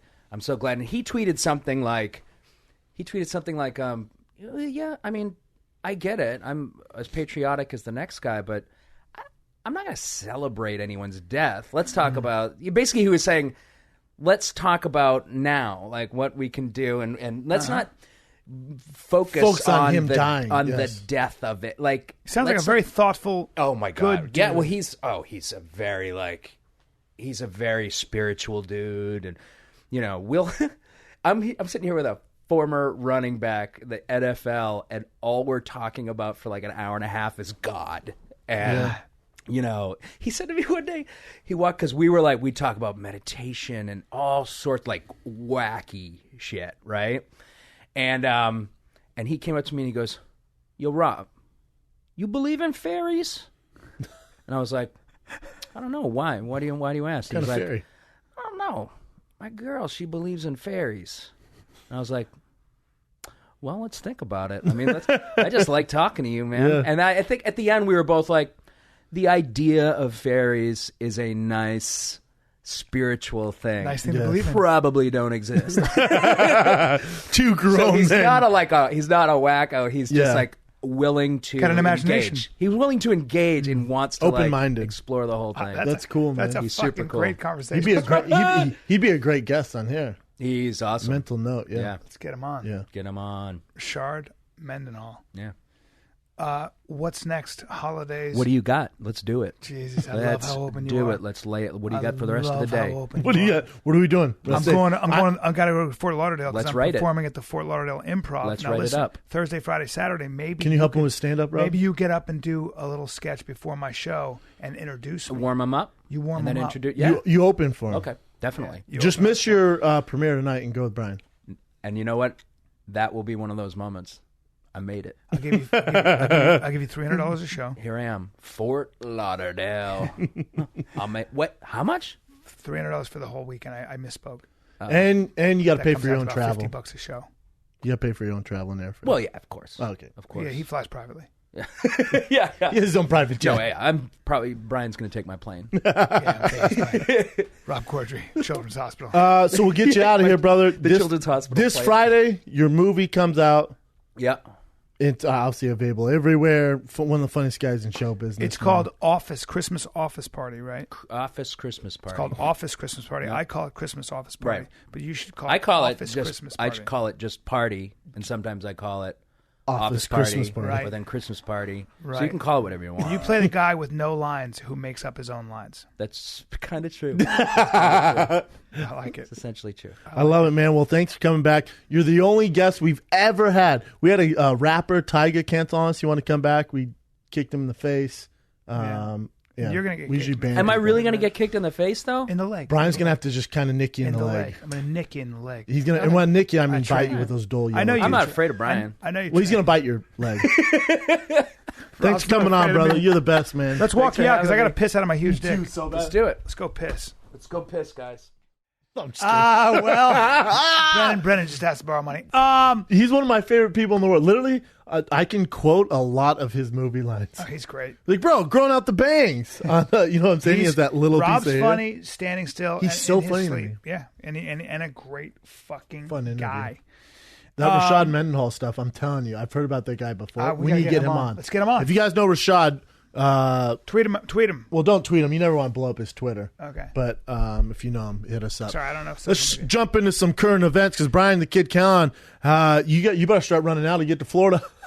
Fort Lauderdale, you son of a bitch. Yeah, Come I know, see I me. said Florida. Thursday, Friday, Saturday at the Improv, Fort Lauderdale Improv. And toss alligators on stage. And next weekend, Phoenix live. Dang, you're busy right now. Yeah, next weekend. I got some good shows. Phoenix live. Get your tickets. Get Boom. your tickets. And then Finding the Kid, our Pacific Northwest tour. Vancouver, check this out. Fastest we've ever sold out. 800 ticket theater. They had to, they were like, maybe you guys should do another show. And they're like, or how many comps do you have? I said, forget the comps, sell those. So that's how there's extra tickets Wow. to sell this bitch out. So they released, I think, 30 more tickets. Are you telling me we sold 830 tickets in that in like a week and a half. That's Canada's crazy. And we are setting up Edmonton, Calgary, and Toronto because Vancouver did so well. So we're coming. Don't worry. Love me We'll some announce that. Edmonton and love me some I Calgary. love me some Maple me some bitches. Toronto. We're gonna have to. I didn't All mean right. to say, I didn't mean to say that. Let's go. I love me Current some events. ice rats. All right, Let's what do do you got, some brother? ice rats. All right, But for reals, Vancouver, there's 30 tickets left. TFATK.com. Go get them right now because once they're out, don't get mad at me. Run, what do you got, brother? Callan, before we get in current events, What do you want? dude, you're looking scruffy. What are you Yeah. using? What are you using? Those old Bic razors? Listen, bro. What, were you born in the 40s? No, my blade is super dull. It's just that I don't want to spend $800 for new razors. I don't have to go through to get the guy with the key at the drugstore who opens it up. It's exhausting, but guess Yeah. what? Now I can get the best razors on planet Earth sent to your door What? every month. You get a great shave. You never have to use anything ever again. Oh yeah. Yes, Dollar Shave Club thought of all those problems you're having. They went, let's make this easy. They just dropped a new line of shower products. Yeah, but I don't smell like a teenager. Okay, I don't want to smell like a teenager. No, that's for I want grown men, son. Yeah, but I want like mint and cedar wood. You want nice shampoo, nice body wash, whatever Yeah. you want. All right, they got all that. All They right. got all that. You got to give it a try. Once you're in the club, you're never leaving because you're going to love it. There's no long-term commitment, no hidden fees. You can cancel whenever you want. And best of all, they're giving away 1 month trial of any of the razors for $1 with free shipping. $1? $1. And after that, it's just a few bucks a month. Get your $1 trial at dollarshaveclub.com/fighter. That's dollarshaveclub.com/fighter. Hallelujah. Hey, Beat, let me ask you a question. When's the last time you went online and ordered a bunch of clothes and then got to try them on? I'll answer that. Never. What do you mean try them on? And Well, online, you're kind of stuck with what you get. Not anymore. JackThreads.com lets you try on whatever you want and then only keep I like what brand you names. like. I like brand names. I'm only trying on brand names. Well, they got brand names. Really? Yeah, and they even have an in-house line, Jack Threads, if you don't want to pay all that fancy up cost.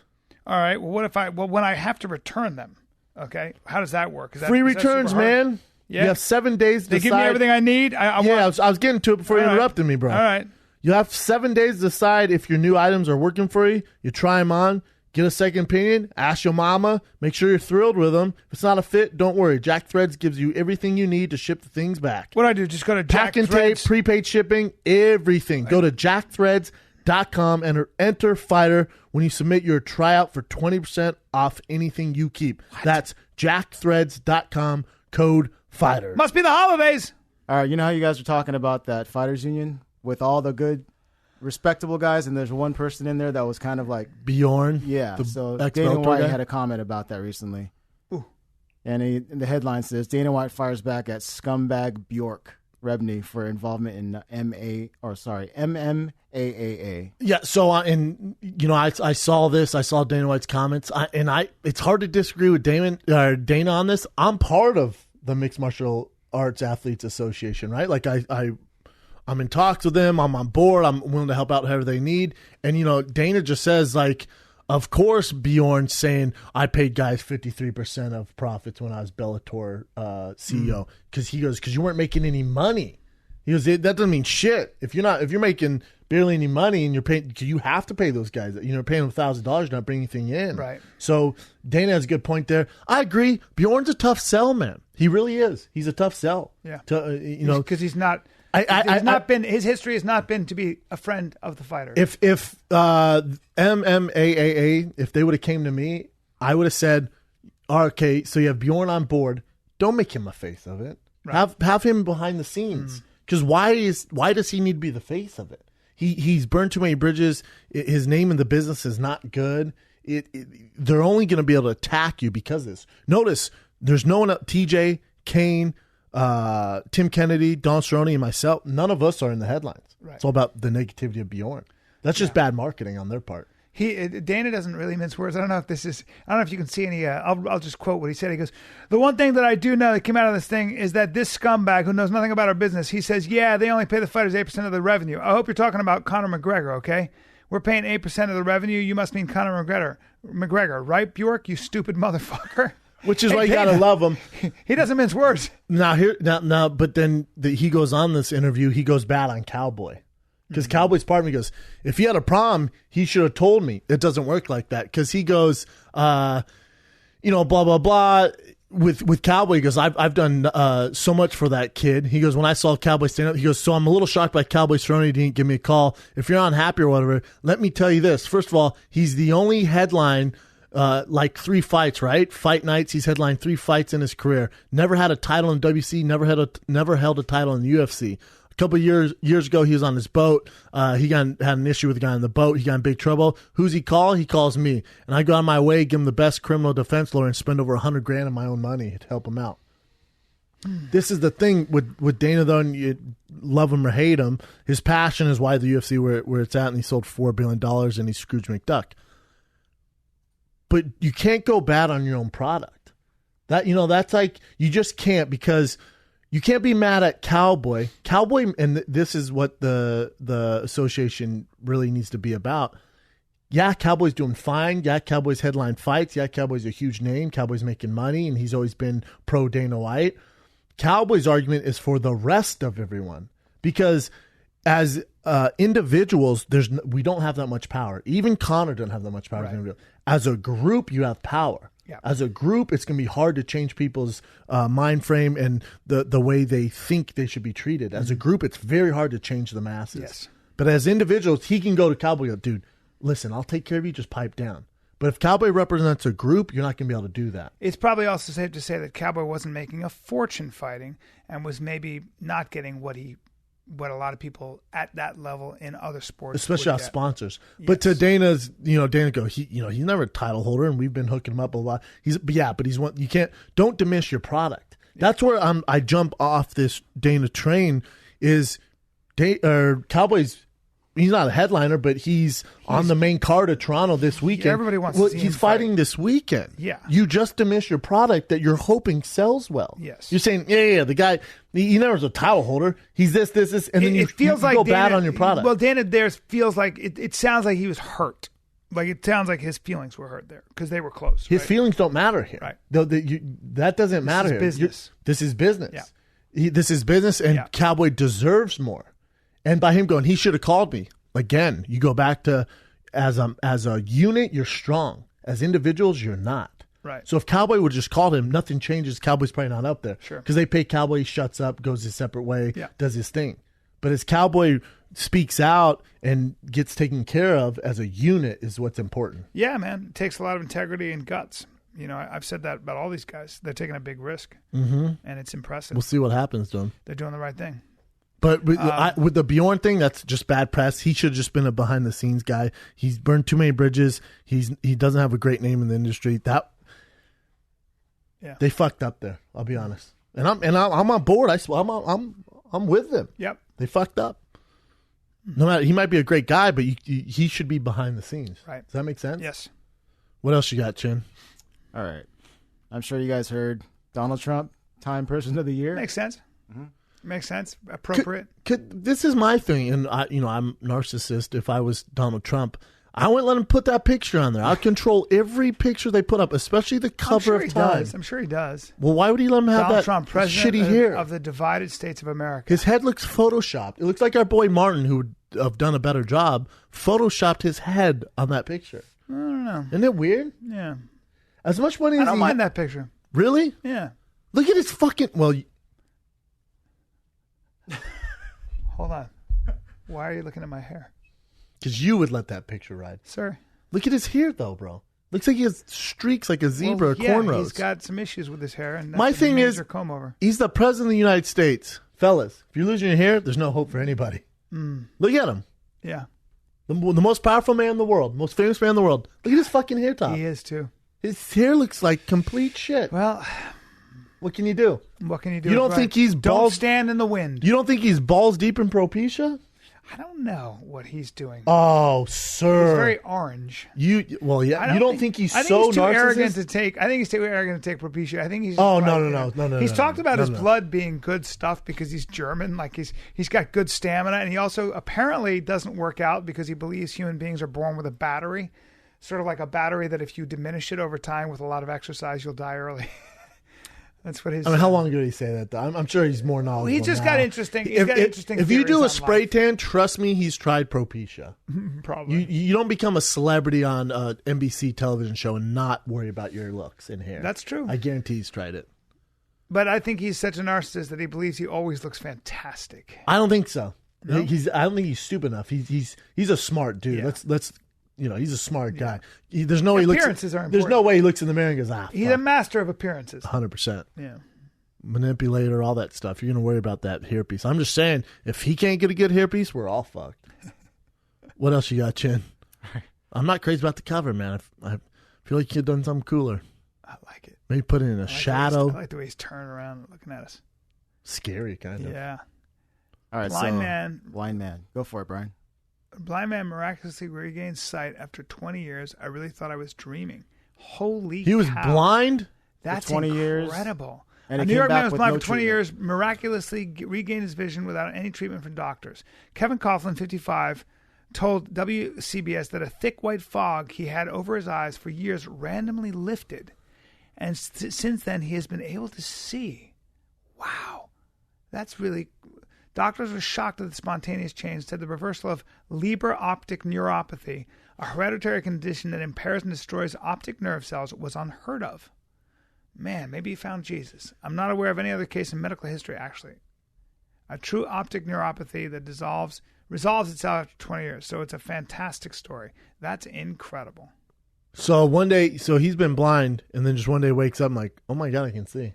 But it says 20 years, so he must have gone blind at some point in his life, and then 20 years later, just came back. Now his guide dog's like, what the fuck you still using me for? That's let really me amazing. Let me run free for God's sake. And then the story is his guide dog. Exhausted. He put his guide dog to sleep in a big celebration. I know it's really mean, but he was like, you know what?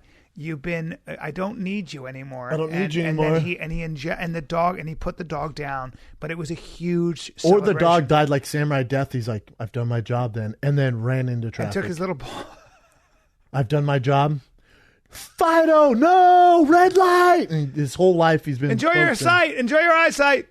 I've done my job. Anyway, I'm sorry to all dog lovers because I am too. And Me too. I love apologize for dog. that, but it was very sad. But he's a mean guy. All right. Dude, that's pretty crazy. I don't need you anymore, dog. Kink. Anyway. Well, maybe go help someone who's blind. That part of the story might not be true. What, the dog? Yeah.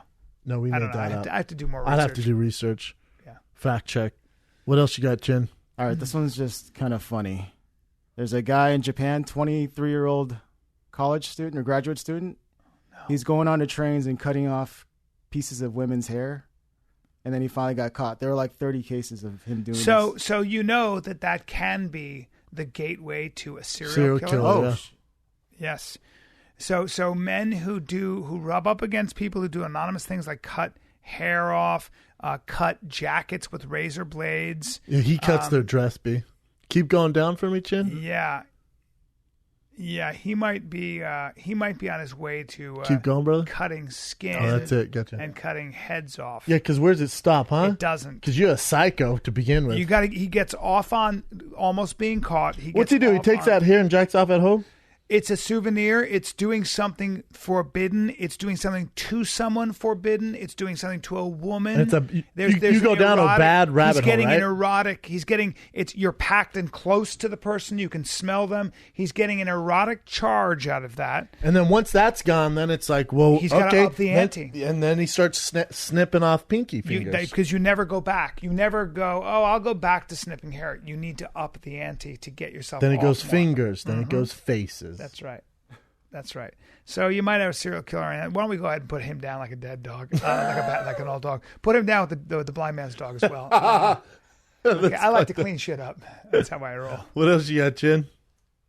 This one, I didn't read too much, but did you hear about the mannequin craze? The mannequin challenge. Have you seen that be on Instagram and social media? Yeah. So people just 22 heavily freeze. armed men Sorry. post mannequin challenge on Facebook, much to delight of cops. Why? Because that's the way they could arrest him for carrying all this. Yeah. Oh, so since they were frozen, the cops are like, all right, well, Yeah. there's his face, there's Yeah. his, and then they just arrested him. At least That 19 looks like guns what's his name and from 22 American men. Idol, but Are you talking about Ruben? Yeah. Well, that'd be racist.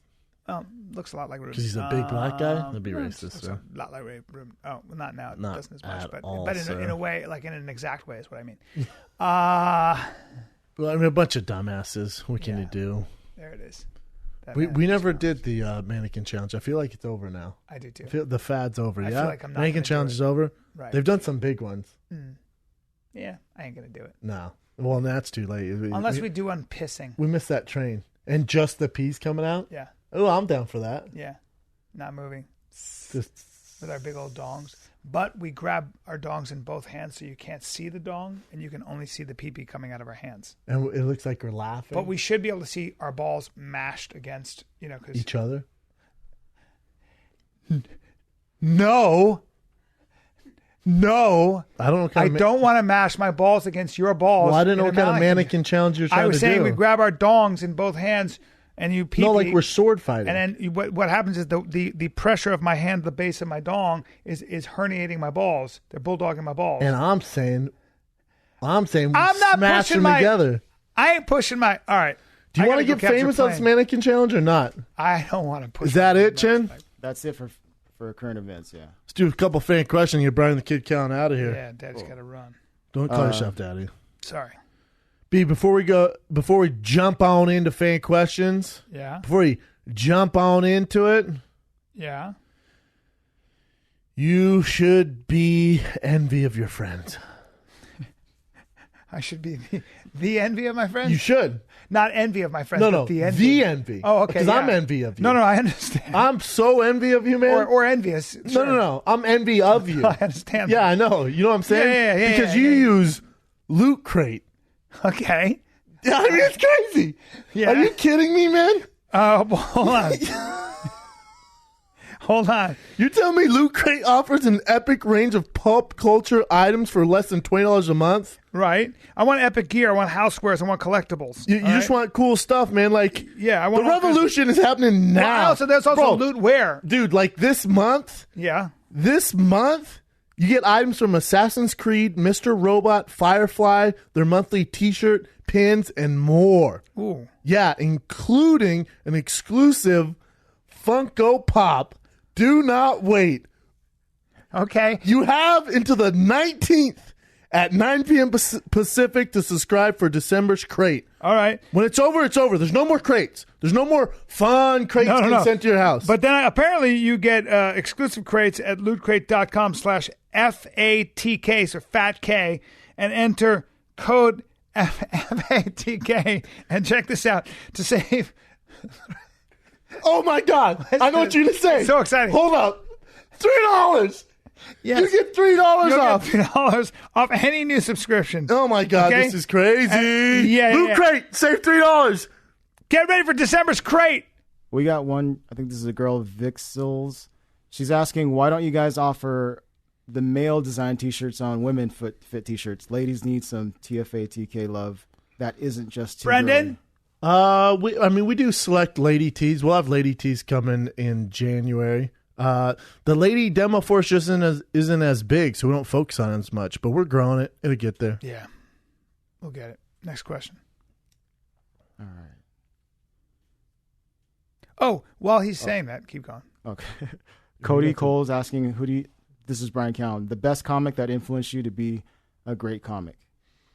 It was never a comic. It was, my heroes were authors, Robert and De Niro, actors. right? Yeah, people like that. Springsteen to try to be and Brendan Schaub. Mm-hmm. I never had comedic heroes, but Eddie Murphy. Dane Cook. Eddie Murphy was amazing, and George Carlin was amazing, and Richard Pryor. But no, they were never my heroes. Because you didn't get into comic till later. Yeah. I wanted to be an actor, a dramatic actor, deep, brooding. One more, Chin. All right. F Prez 91's asking, for both of you, who do you have for Rico versus Badr? Badr. Yeah. I don't know anything about Rico, and I know even less about Badr.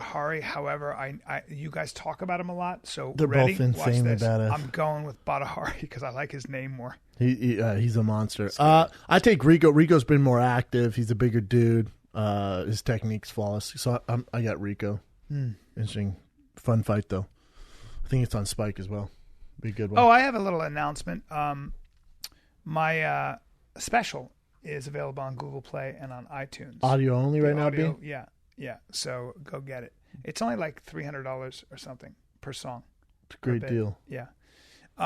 So that's been available. Never Grow Up. It's been available for a while now, but now it's on audio too, Yes. which is good. Yes, so sir. people get on all platforms. Correct. Because we released the video ourselves, and now to have it on audio is cool. Yeah. That's smart, man. And then we'll see what happens iTunes, after Google that. Play, is that what you Yeah, said? and I think they're shopping it around. It's called too. Brian Callen, Never Grow Up. Yeah. I got to drop in knowledge really quickly. You want to do that instead of doing reads?